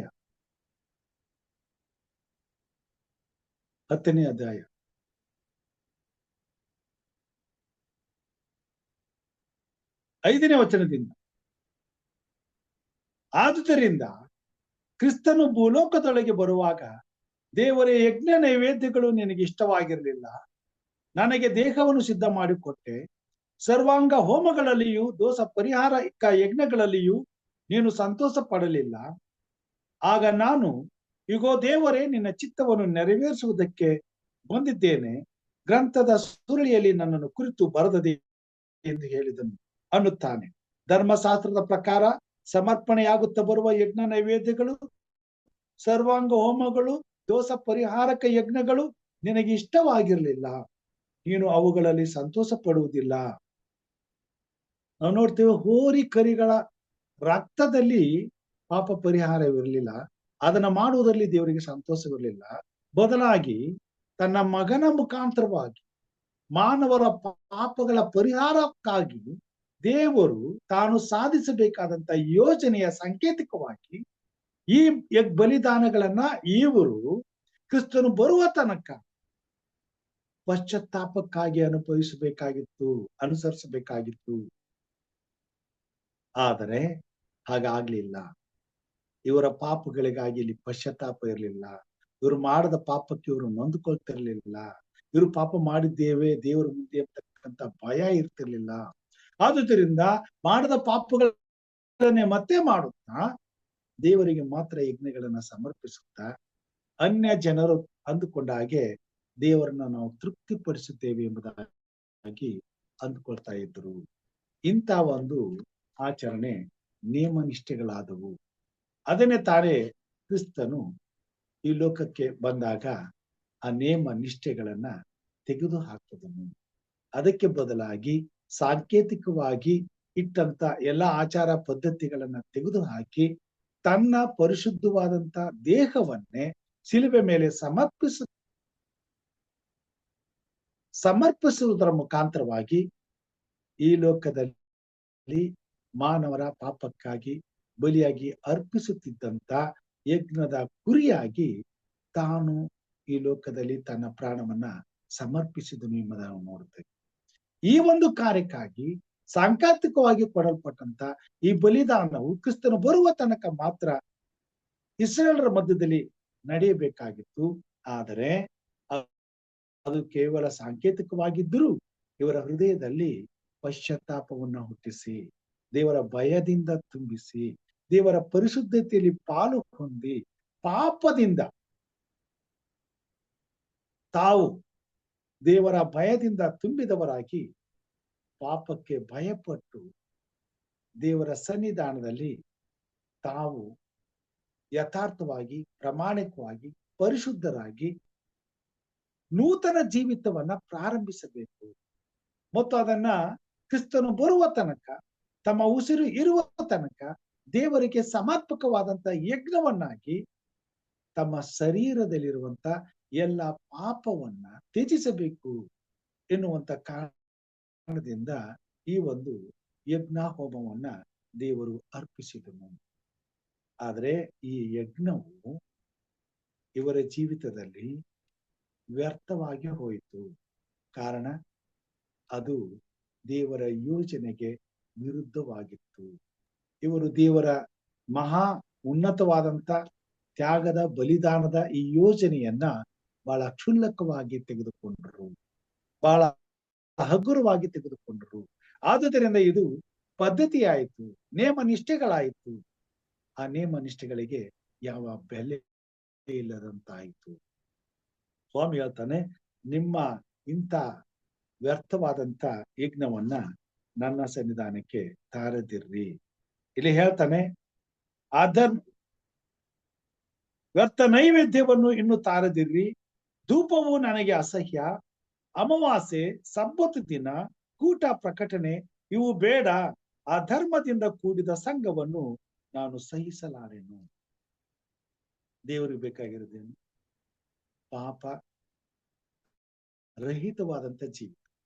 ದೇವರ ಸಮಕ್ಷಮದಲ್ಲಿ ಆರಾಧನೆ ಮಾಡ್ಲಿಕ್ಕೆ ಬರುವಾಗ ನಮ್ಮನ್ನು ಯೇಸು ಕ್ರಿಸ್ತನ ರಕ್ತದಿಂದ ತೊಳೆದುಕೊಂಡವರಾಗಿ, ಪರಿಶುದ್ಧರಾಗಿ, ಪಾಪದ ಕ್ಷಮಾಪಣೆಯನ್ನು ಹೊಂದಿದವರಾಗಿ, ಪರಿಶುದ್ಧತೆಯಿಂದ ದೇವರ ಸನ್ನಿಧಾನದಲ್ಲಿ ದೇವರು ಮಾಡಿದಂತ ಉಪಕಾರಕ್ಕೆ ಕೃತಜ್ಞತೆಯನ್ನು ಸಲ್ಲಿಸಲು ಯಥಾರ್ಥತ್ವದಿಂದ, ತಗ್ಗಿನ ಮನೋಭಾವದಿಂದ, ಭಕ್ತಿಯಿಂದ, ಭಯದಿಂದ ಆತನನ್ನ ಆರಾಧಿಸುವುದಕ್ಕೆ ಬರುವುದು, ಆರಾಧನೆ ಮಾಡುವುದು ಯುಕ್ತವಾಗಿತ್ತು. ಅದನ್ನ ಮಾತ್ರ ದೇವರು ಬಯಸುವಂತನಾಗಿದ್ದನು, ಅದನ್ನ ಮಾತ್ರ ದೇವರು ಮೆಚ್ಚುವಂತನಾಗಿತ್ತು. ಹೋತ ಕುರಿಗಳ ರಕ್ತದಿಂದ ಯಾವ ಪ್ರಯೋಜನವಿರಲಿಲ್ಲ. ಅದರಿಂದ ದೇವರಿಗೆ ಯಾವ ಸಂತೋಷವೂ ಇರಲಿಲ್ಲ. ಕೇವಲ ಏನು ಅರಿಯದಂತ ಮುಗ್ಧ ಜೀವ ನಮ್ಮ ಪಾಪದ ನಿಮಿತ್ತ ಪಡುವಂತ ಆ ಕ್ರೂರ ಹಿಂಸೆಯನ್ನ ನೋಡಿ ಪಾಪದ ಕ್ರೌರ್ಯವನ್ನ ನಾವು ಅರ್ಥ ಮಾಡಿಕೊಂಡು ಇನ್ನೊಂದ್ಸಾರಿ ಪಾಪ ಮಾಡೋದಕ್ಕೆ ಭಯ ಪಡಲಿ. ಪಾಪದ ಕ್ರೌರ್ಯವನ್ನ ಅರ್ಥ ಮಾಡಿಕೊಂಡು ಪಾಪದ ಗೊಡೆಗೆ ಹೋಗದೇ ಇರಲಿ. ಮತ್ತು ಆ ಕುರಿಯ ಬಲಿದಾನದ ನಿಮಿತ್ತ ಪಾಪದ ಸಂಬಳ ಮರಣದಿಂದ ನನ್ನನ್ನು ಬಿಡಿಸಿದಂತ ದೇವರು ಆ ಪಾಪವನ್ನ ಮತ್ತೆ ನಾನು ಮುಂದುವರಿಸಿದರೆ ನನಗೆ ನ್ಯಾಯ ತೀರಿಸುವಂತವನಾಗಿದ್ದು, ಅಂತ ಕ್ರೌರ್ಯವಾದಂತ ಪಾಪಕ್ಕೆ ಕ್ರೂರವಾದಂತ ತೀರ್ಪನ್ನ ನಾನು ಹೊಂದಬೇಕಾಗ್ತದೆ ಅನ್ನುವಂತ ಅರಿವು ನನಗಿದ್ದು, ಇನ್ನೊಂದು ಸಾರಿ ಪಾಪ ಮಾಡುವುದಕ್ಕೆ, ಪಾಪದ ಕಡೆಗೆ ಹೆಜ್ಜೆ ಇಡುವುದಕ್ಕೆ ಭಯ ಪಡುವುದಕ್ಕಾಗಿ ದೇವರು ಈ ವ್ಯವಸ್ಥೆಯನ್ನ ಇಸ್ರೇಲ್ ಜನಾಂಗದಲ್ಲಿ ಇಟ್ಟಿದ್ದನು. ಹೇಬೆಲ್ ಮುಖಾಂತರವಾಗಿ ಕೊಟ್ಟಿದ್ದನು, ಕಲಿಸುವಂತ ಪ್ರಯತ್ನವನ್ನು ಮಾಡಿದನು. ದೇವರಿಗೆ ಸಮರ್ಪಕವಾದಂತ ಆರಾಧನೆ, ದೇವರಿಗೆ ಸಮರ್ಪಕವಾದಂತ ಆರಾಧನೆ ಹೇಗಿರ್ಬೇಕೆಂಬುದಾಗಿ ಇಬ್ರಿಯರ ಬರೆದ ಪತ್ರಿಕೆ 12ನೇ ಅಧ್ಯಾಯದಲ್ಲಿ ಕೊನೆಯ ಭಾಗದಲ್ಲಿ ಹೀಗೆ ಹೇಳ್ತಾರೆ. ಇಬ್ರಿಯರ ಬರೆದ ಪತ್ರಿಕೆ 12ನೇ ಅಧ್ಯಾಯದಲ್ಲಿ ಇಲ್ಲಿ ಹೇಳ್ತಾನೆ, 28ನೇ ವಚನದಲ್ಲಿ, ಆದ ಕಾರಣ ಯಾರು ಕದಲಿಸಲಾರದ ರಾಜ್ಯವನ್ನು ಹೊಂದುವವರಾದ ನಾವು ಕೃತಜ್ಞತೆಯುಳ್ಳವರಾಗಿದ್ದು ಆತನಿಗೆ ಸಮರ್ಪಕವಾದ ಆರಾಧನೆಯನ್ನು ಭಕ್ತಿಯಿಂದಲೂ ಭಯದಿಂದಲೂ ಮಾಡೋಣ. ದೇವರಿಗೆ ಬೇಕಾಗಿದ್ದು ಪರಿಪೂರ್ಣವಾದಂತ ಭಕ್ತಿ, ಭಯದಿಂದ ಕೂಡಿದಂತ ಆರಾಧನೆ. ಅದು ದೇವರಿಗೆ ಸಮರ್ಪಕವಾದಂತ ಸಜೀವ ಯಜ್ಞವಾಗಿರಬೇಕಾಗಿದೆ. ಪೂರ್ಣಾಂಗವಾದಂತ ಯಜ್ಞ ಅಂದ್ರೆ ನಮ್ಮ ಶರೀರದ ಅಂಗಾಂಗಗಳಲ್ಲಿ ಯಾವ ದೋಷವೂ ಇಲ್ಲದಂತ ಸಮರ್ಪಣೆಯಾಗಬೇಕಾಗಿತ್ತು. ನಿನ್ನ ಕಣ್ಣು ಪಾಪದಲ್ಲಿ ಸಿಕ್ಕಿಸುವುದಾದರೆ ಅದನ್ನು ಕಿತ್ತು ಬಿಸಾಡಬಿಡು. ಒಂದು ಕೈ ಇಲ್ಲದವನಾಗಿ ನೀನು ಸ್ವರ್ಗ ಸೇರುವುದು ಒಳ್ಳೆಯದು.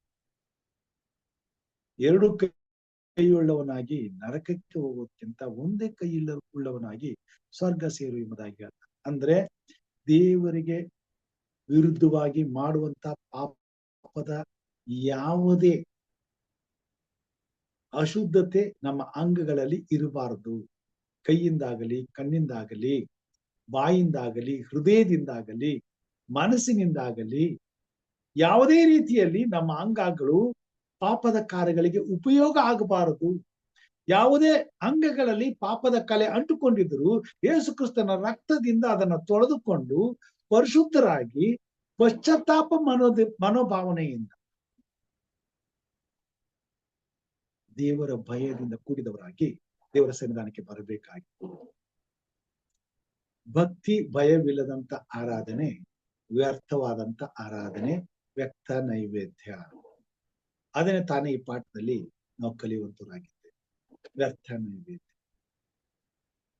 ಪಾಪವನ್ನ ಮನಸಾರೆ ಅನುಭವಿಸ್ತೀವಿ, ಸಂತೋಷದಿಂದ ಮಾಡ್ತೇವೆ, ಯಾವ ಭಯವಿಲ್ಲದೆ ಮಾಡ್ತೇವೆ. ದೇವರ ಆಲಯದಲ್ಲಿ ಎಲ್ಲಾ ಕಾರ್ಯಕ್ರಮದಲ್ಲೂ ಮುಂದೆ ಇರ್ತೇವೆ, ಎಲ್ಲಾ ವಿಷಯದಲ್ಲೂ ಮುಂದುವರೆದ. ಅದರ ಅರ್ಥ ಏನು? ಯಾವ ಉದ್ದೇಶಕ್ಕಾಗಿ ದೇವರು ಆರಾಧನೆಯನ್ನು, ಯೇಸು ಕ್ರಿಸ್ತನ ಬಲಿದಾನವನ್ನು ಈ ಲೋಕಕ್ಕೆ ಕೊಟ್ಟಿದ್ದಾನೆ, ಅದರ ಮೂಲ ಉದ್ದೇಶವನ್ನ, ಸತ್ಯವನ್ನ ತಿಳಿಯದೆ ಇವತ್ತು ನಾವು ಅದನ್ನ ಅಪಾರ್ಥ ಮಾಡಿಕೊಂಡು ಅದನ್ನ ಕಡೆಗಣಿಸಿ ಅನ್ಯರಂತೆ ನಡ್ಕೊಳ್ತಾ ಇದ್ದೇವೆ. ಇಂಥ ಆರಾಧನೆ ಎಂಥ ಕಾಲಕ್ಕೂ ದೇವರಿಗೆ ಅಸಹ್ಯವಾಗಿದೆ. ಸ್ವಾಮಿ ಹೇಳ್ತಾನೆ, ಅಂತ ಜೀವಿತ ನನಗೆ ಇಷ್ಟವಿಲ್ಲ. ಇವತ್ತು ಕ್ರೈಸ್ತರು ಈ ಮೂಲ ತತ್ವವನ್ನ ಮರೆತು ಬಿಟ್ಟಿದ್ದಾರೆ. ದೇವರಿಗೆ ಸಮರ್ಪಿಸಬೇಕಾದಂತ ಆರಾಧನೆಯಲ್ಲಿ ಭಕ್ತಿ ಇರಬೇಕು, ಭಯ ಇರಬೇಕು. ಅಂದ್ರೆ ಪಾಪವನ್ನ ವಿಸರ್ಜಿಸಿದಂತ ಜೀವಿತ ಇರಬೇಕು. ಪ್ರತಿ ಸಾರಿ ನಾನು ದೇವರ ಆಲಯಕ್ಕೆ ಹೋಗುವಾಗ ನನ್ನಲ್ಲಿರುವಂತ ಪಾಪವನ್ನ ತೊಳೆದುಕೊಂಡವನಾಗಿ ಬಿಟ್ಟವನಾಗಿ ದೇವರ ಸನ್ನಿಧಾನಕ್ಕೆ ಬರಬೇಕು. ನಿನ್ನೆ ಮಾಡದಂತ ಪಾಪವನ್ನ ಇವತ್ತು ಮಾಡದಂತ ಪಾಪವನ್ನು ನಾಳೆ ಮಾಡಿ ದಿನನಿತ್ಯವೂ ಅದನ್ನೇ ಮಾಡುತ್ತಾ ಸಬ್ಬತ್ ದಿನದಲ್ಲೋ ಅಥವಾ ಇನ್ಯಾವುದೋ ದಿನದಲ್ಲೋ ದೇವರ ಆರಾಧನೆಗೆ ಬಂದು ಕುಳಿತುಕೊಂಡು ಮೊಣಕಾಲೂರಿ ಪ್ರಾರ್ಥನೆ ಮಾಡಿ ನನ್ನ ಪಾಪಗಳನ್ನ ಕ್ಷಮಿಸು ಅಂತಂದ್ರೆ ಅದು ಕ್ಷಮಿಸಲ್ಪಡೋದಿಲ್ಲ. ಅಂತ ಪ್ರಾರ್ಥನೆಗೆ, ಅಂತ ವಿಜ್ಞಾಪನೆಗೆ, ಅಂತ ಹೋಮಕ್ಕೆ, ಯಜ್ಞಕ್ಕೆ ದೇವರು ಮೆಚ್ಚುವವನಲ್ಲ. ಬದಲಾಗಿ ಇನ್ನಷ್ಟು ದೇವರ ಕೋಪಕ್ಕೆ ನಾವು ಗುರಿಯಾಗಿದ್ದೇವೆ. ಇಲ್ಲಿ ಹೇಳ್ತಾನೆ, ಆತನಿಗೆ ಸಮರ್ಪಕವಾದ ಆರಾಧನೆಯನ್ನು ಭಕ್ತಿಯಿಂದಲೂ ಭಯದಿಂದಲೂ ಮಾಡೋಣ, ಯಾಕೆಂದರೆ ನಮ್ಮ ದೇವರು ದಹಿಸುವ ಅಗ್ನಿಯಾಗಿದ್ದಾನೆ. ಇಡೀ ಜಗತ್ತೇ ಒಂದು ದಿವಸ ಸುಟ್ಟು ಬೂದಿಯಾಗೋಗ್ತದೆ. ಬೆಂಕಿ ಗಂಧಕಗಳೆಂಬ ಉರಿಯುವ ಕೆರೆಯಲ್ಲಿ ಈ ಎಲ್ಲ ಅನೀತಿವಂತರನ್ನ, ಭಕ್ತಿ ಇಲ್ಲದೆ ಬದುಕಿದಂತ ಎಲ್ಲರನ್ನ ಒಂದು ದಿವಸ ನಾಶ ಮಾಡೋ ಹೋಗುವಂತನಾಗಿದ್ದಾನೆ. ಅದಕ್ಕಾಗಿ ಆ ಅಗ್ನಿಯಲ್ಲಿ ನಾವು ತಪ್ಪಿಸಿಕೊಳ್ಳಬೇಕಾದ್ರೆ ಈ ಹೊತ್ತು ನಮ್ಮ ಪಾಪದ ಕುರಿತಾಗಿ ನಾವು ಚಿಂತಿಸಬೇಕಾಗಿದೆ. ನಮ್ಮ ವೈಯಕ್ತಿಕವಾದಂತ ಜೀವಿತದಲ್ಲಿ ನಮ್ಮ ಅಂಗಾಂಗಗಳಲ್ಲಿ ಆಗಿರುವಂತ ಪಾಪದ ರಕ್ತದ ಕಲೆಯ ಬಗ್ಗೆ ನಾವು ಯೋಚನೆ ಮಾಡಬೇಕಾಗಿದೆ. ಅದನ್ನ ನಾವು ತೊಳ್ಕೊಳ್ಬೇಕಾಗಿದೆ, ಅದನ್ನು ಶುದ್ಧೀಕರಿಸಿಕೊಳ್ಳಬೇಕಾಗಿದೆ. ಅದಕ್ಕಾಗಿಯೇ ಯೇಸು ಕ್ರಿಸ್ತನು ನಮ್ಮೆಲ್ಲರ ಪಾಪಗಳನ್ನ ತನ್ನ ಪರಿಶುದ್ಧವಾದ ರಕ್ತದಿಂದ ತೊಳೆದು ನಮ್ಮನ್ನು ಶುದ್ಧರನ್ನಾಗಿ ಮಾಡಲು ಈ ಲೋಕಕ್ಕೆ ಕಳಿಸಲ್ಪಟ್ಟನು. ಆತನನ್ನು ನಂಬುವುದರ ಮುಖಾಂತರವಾಗಿ, ಆತನ ಮೇಲೆ ನಂಬಿಕೆ ಇಟ್ಟವರಾಗಿ, ಆತನು ನಮಗಾಗಿ ಮಾಡದಂತ ಈ ಬಲಿದಾನವನ್ನ ನಂಬಿಕೆಯಿಂದ ಅಂಗೀಕಾರ ಮಾಡಿಕೊಂಡು ನಾವಾಗಿದ್ದರೆ ನಾವು ಮಾಡುವಂತ ಪ್ರತಿಯೊಂದು ಪಾಪಕ್ಕೂ ಪಶ್ಚಾತ್ತಾಪ ಪಡುವುದಷ್ಟೇ ಅಲ್ಲ, ಮುಂದೆ ಮತ್ತೊಂದು ದಿನ ಅದರ ವಾಸನೆ ಕೂಡ ನಮ್ಮ ಮೂಗಿಗೆ ಮುಟ್ಟದ ಹಾಗೆ ಎಚ್ಚರವಾಗಿರ್ತದೆ, ನಮ್ಮ ಕಣ್ಣಿಗೆ ಬೀಳದ ಹಾಗೆ ದೂರವಾಗಿರ್ತೇವೆ. ಕೆಟ್ಟದನ್ನ ನೋಡೋದಕ್ಕೆ ಇಷ್ಟಪಡೋದಿಲ್ಲ, ಕೆಟ್ಟದರ ವಾಸನೆಯನ್ನ ಅನುಭವಿಸೋದಕ್ಕೆ ಇಷ್ಟಪಡೋದು, ಅದರಿಂದ ದೂರ ಇರ್ತೇವೆ. ಅಂದ್ರೆ ಈ ಲೋಕದ ವ್ಯವಹಾರಗಳಿಂದ, ಎಲ್ಲ ಅಧರ್ಮಗಳಿಂದ, ಅನ್ಯಾಯಗಳಿಂದ, ಅತ್ಯಾಚಾರಗಳಿಂದ, ಎಲ್ಲ ಲೋಭ, ಮೋಸ, ವಂಚನೆ, ಎಲ್ಲಾ ವಿಧವಾದಂತ ಪಾಪದ ಕೃತ್ಯಗಳಿಂದ ನಮ್ಮನ್ನು ಪ್ರತ್ಯೇಕಿಸಿಕೊಂಡವರಾಗಿ ದೇವರಿಗೆ ಮೀಸಲಾದಂತ ಪರಿಶುದ್ಧರಾದಂತ ದೇವರಿಗೆ ಮೆಚ್ಚುಗೆಯಾದಂತ ಜೀವಿತವನ್ನ ಜೀವಿಸಲು ನಾವು ನಮ್ಮನ್ನು ಒಪ್ಪಿಸ್ಕೊಳ್ತೇವೆ. ಅದೇ ತಾನೇ ಪೌಲನು ಬರುತ್ತಾನೆ ರೋಮಪತ್ರಕ್ಕೆ 12ನೇ ಅಧ್ಯಾಯದಲ್ಲಿ, ನಿಮ್ಮ ದೇಹಗಳನ್ನ ದೇವರಿಗೆ ಮೆಚ್ಚುಗೆಯಾದ ಸರ್ವಾಂಗ ಹೋಮವನ್ನಾಗಿ ಸಮರ್ಪಿಸಿರಿ. ದೇವರಿಗೆ ಬೇಕಾಗಿರೋದು ಹೋತ ಹೋರಿಗಳ ಕರ್ತವಲ್ಲ, ಬದಲಾಗಿ ನಮ್ಮ ಪರಿಶುದ್ಧವಾದಂತ ಮನಸ್ಸು, ನಮ್ಮ ಪರಿಶುದ್ಧವಾದಂತ ಶರೀರ, ಈ ಪರಿಪೂರ್ಣವಾದಂತ ಪರಿಶುದ್ಧತೆಯ ಆರಾಧನೆಯನ್ನ ಆತನು ನಮ್ಮಿಂದ ಎದುರು ನೋಡುವಂತನಾಗಿದ್ದಾನೆ. ಈ ಲೋಕದಲ್ಲಿ ಕೊನೆಯ ಕಾಲದಲ್ಲಿ ದೇವರ ವಾಕ್ಯದಲ್ಲಿ ನಾವು ನೋಡ್ತೇವೆ, ಬೇತನ ಪತ್ರಿಕೆಯಲ್ಲಿ, ನಾನು ಪರಿಶುದ್ಧನಾಗಿರುವುದರಿಂದ ನೀವು ಪರಿಶುದ್ಧರಾಗಿರಿ ಎಂಬುದಾಗಿ. ಆತನ ಗುಣಾತಿಶಯಗಳಲ್ಲಿ ನಾವು ಪಾಲು ಹೊಂದಬೇಕಾಗಿದೆ. ಆತನ ಗುಣಾತಿಶಯಗಳಲ್ಲಿ ಪಾಲು ಹೊಂದುವುದಕ್ಕೋಸ್ಕರ ಕ್ರಿಸ್ತನನ್ನ ಈ ಲೋಕಕ್ಕೆ ಕಳಿಸಿಕೊಡುವುದು ಯುಕ್ತವಾಗಿತ್ತು. ಆ ಕ್ರಿಸ್ತನು ಬಂದು ಮಾನವರ ಪಾಪಗಳನ್ನ ಕ್ಷಮಿಸಿ ಆತನ ಬಳಿಗೆ ಬರುವಂತ ಪ್ರತಿಯೊಬ್ಬರನ್ನು ತನ್ನ ರಕ್ತದಿಂದ ತೊಳೆಯುವುದು ದೇವರ ಯೋಜನೆಯಾಗಿತ್ತು. ಅದಕ್ಕೆ ಸಾಂಕೇತಿಕವಾಗಿ ದೇವರು ಹೋತ ಕುರಿಗಳ ಯಜ್ಞವನ್ನ ಸಮರ್ಪಿಸುವಂತ ವಿಧಾನವನ್ನ ಇವರ ಮುಂದೆ ಇಟ್ಟಿದನು. ಈ ಹೋತ ಹೋರಿಗಳನ್ನ ಅವರು ಯಜ್ಞವನ್ನಾಗಿ ಸಮರ್ಪಿಸುವಾಗ ಪಾಪದ ಕ್ರೌರ್ಯವನ್ನು ಅರ್ಥ ಮಾಡಿಕೊಂಡು ಪಾಪದ ಪಾಲಿಗೆ ಪಶ್ಚಾತ್ತಾಪ ಪಟ್ಟು ದೇವರ ಮುಂದೆ ತಾವು ಮಾಡಿದ ಪಾಪಕ್ಕಾಗಿ ಭಯ ಪಡುತ್ತಾ ನಡುಗುವವರಾಗಿ ದೇವರ ಸನ್ನಿಧಾನದಲ್ಲಿ ನೂತನವಾದ ಮನಸ್ಸನ್ನು ಹೊಂದಿಕೊಳ್ಳಲು ದೇವರ ಸನ್ನಿಧಾನದಲ್ಲಿ ಅಂಗಲಾಚಿ ಬೀಳುವುದಕ್ಕೆ ಬರಬೇಕಾಗಿತ್ತು. ಮತ್ತು ದೇವರಿಂದ ಕ್ಷಮಾಪಣೆ ಹೊಂದಿದ ಮೇಲೆ ಶುದ್ಧರಾಗಿ ಜೀವಿಸುವುದಕ್ಕಾಗಿ ಇನ್ನಷ್ಟು ಭಕ್ತಿಪೂರ್ವಕವಾದಂತ ಜೀವಿತವನ್ನ ಕಂಡುಕೊಂಡು ಅದರಲ್ಲಿ ಬೆಳೆದು ಅಭಿವೃದ್ಧಿ ಹೊಂದಿ ದೇವರ ಭಕ್ತಿಯನ್ನ ಪರಿಪೂರ್ಣ ಮಾಡುವುದು ದೇವರ ಯೋಜನೆಯಾಗಿದೆ. ಅದನ್ನೇ ತಾನೇ ನಿರಂತರವಾಗಿ ಆತ್ಮಿಕವಾದಂತ ಇಸ್ರಾಯೇಲರಾದ ನಮ್ಮ ಜೀವಿತದಲ್ಲಿಯೂ ದೇವರು ಅಪೇಕ್ಷೆ ಪಡುವಂತನಾಗಿದ್ದಾರೆ. ದೇವರು ಇಸ್ರಾಯೇಲರ ದುರಂತ ಚರಿತ್ರೆಯಲ್ಲಿ ಅವರ ಸರ್ವಾಂಗ ಹೋಮ ಯಜ್ಞಗಳನ್ನು ನಿರಾಕರಿಸಿದ್ದು ಇದೇ ಮೊದಲಲ್ಲ. ರಕ್ಷಣಾ ಯೋಜನೆಯ ಆರಂಭದಲ್ಲಿಯೇ ಇದೇ ರೀತಿಯಾದ ಘಟನೆ ನಡೆದಿತ್ತು. ದೇವರು ಆಗ ಹೇಬಲನ ಬಲಿಯನ್ನು ಅಂಗೀಕರಿಸಿದನು, ಆದರೆ ಅವನ ಅಣ್ಣನಾದ ಕಾಯನನ ಯಜ್ಞವು ತಿರಸ್ಕರಿಸಲ್ಪಟ್ಟಿತು. ಹೇಬಲನ ಯಜ್ಞ ಯಾಕೆ ಅಂಗೀಕರಿಸಲ್ಪಟ್ಟಿತು ಎಂಬುದಾಗಿ ಹೇಳುವಾಗ, ಹೋರಿ ರಕ್ತದಿಂದಲ್ಲ, ಹೋರಿ ಕುರಿಗಳ ರಕ್ತದಿಂದಲ್ಲ, ಬದಲಾಗಿ ಜಜ್ಜಿದ ಮನಸ್ಸಿನಿಂದ, ತಗ್ಗಿನ ಸ್ವಭಾವದಿಂದ, ಪಶ್ಚಾತ್ತಾಪದಿಂದ ಸಮರ್ಪಿಸಲ್ಪಟ್ಟಂತ ಯಜ್ಞವು ಅದಾಗಿ. ಆದರೆ ಕಾಯನನ್ನು ಈ ಲೋಕದಲ್ಲಿ ಮುಂದೆ ನಡೆಯುತ್ತಿರುವಂತ ಎಲ್ಲಾ ವಿಧವಾದಂತ ಕಪಟತನದ ಭಕ್ತಿಯನ್ನ ತೋರಿಸುವಂತ ಯಜ್ಞವಾಗಿ ಅವನ ಮನಸ್ಸು ಬದಲಾಗಿರ್ಲಿಲ್ಲ. ದೇವರ ಭಯ ಅವನಿಗಿರ್ಲಿಲ್ಲ. ಅದನ್ನ ಕೇವಲ ತಾತ್ಸಾರ ಮನೋಭಾವನೆಯಿಂದ ಆತನು ಮಾಡಿದಂತ ಯಜ್ಞವಾಗಿ ಅದನ್ನ ತಾನಿಲ್ಲಿ ಆತನು ನಮಗೆ ತಿಳಿಸುವಂತನಾಗಿದ್ದಾನೆ. ಇದು ಅಂಗೀಕರಿಸಲ್ಪಡುವ ಮತ್ತು ತಿರಸ್ಕರಿಸಲ್ಪಡುವ ಯಜ್ಞ ಬಲಿಯ ವ್ಯತ್ಯಾಸವನ್ನು ಅರಿತುಕೊಳ್ಳುವ ಮತ್ತೊಂದು ಅವಕಾಶವನ್ನು ನಮಗೆ ಕಲ್ಪಿಸುತ್ತದೆ. ಪ್ರವಾದಿಯಾದ ಯೆಸಾಯನ ಕಾಲದಲ್ಲಿ ಇಸ್ರಾಯೇಲರು ತಮ್ಮ ಮನಸ್ಸಿಗೆ ಬಂದಂತೆ ನಡೆದು ಸತ್ಯ ದೇವರಿಂದ ದೂರವಾಗಿದ್ದರು. ಅವರು ಸದಮಲ ಸ್ವಾಮಿಯಾದ ಯೆಹೋವನನ್ನು ಧಿಕ್ಕರಿಸಿದ್ದರು. ಆದರೂ ದೇವರನ್ನು ಮೆಚ್ಚಿಸಿ ತೃಪ್ತಪಡಿಸಬೇಕೆಂದು ತೋರಿಕೆಯ ದೈವ ಭಕ್ತಿಯಿಂದ ಬಲಿಯಜ್ಞವನ್ನು ಅರ್ಪಿಸುತ್ತಿದ್ದರು. ಇಂತಹ ಸರ್ವಾಂಗ ಹೋಮಗಳು ಕಾಯನನ್ನು ಅರ್ಪಿಸಿದ ಯಜ್ಞದಂತೆಯೇ ಸ್ವಾರ್ಥದಿಂದ ಕೂಡಿತೇ ಹೊರತು ಇಸ್ರಾಯೇಲರು ಸಂಪೂರ್ಣವಾಗಿ ತಮ್ಮನ್ನು ದೇವರಿಗೆ ಒಪ್ಪಿಸಿ ವಿಧೇಯರಾಗಿರಲಿಲ್ಲ. ಇಂದು ಸಹ ಜಗತ್ತು ದೇವರ ಬಗ್ಗೆ ಇಂಥದ್ದೇ ಮನೋಭಾವ ಹೊಂದಿದೆ. ಜನರು ತಮ್ಮಲ್ಲಿ ಯಾವುದೇ ಕುಂದು ಕೊರತೆ ಇಲ್ಲವೆಂದು ದುರಾಭಿಮಾನದಿಂದ ಸ್ವಯಂ ತೃಪ್ತರಾಗಿದ್ದಾರೆ.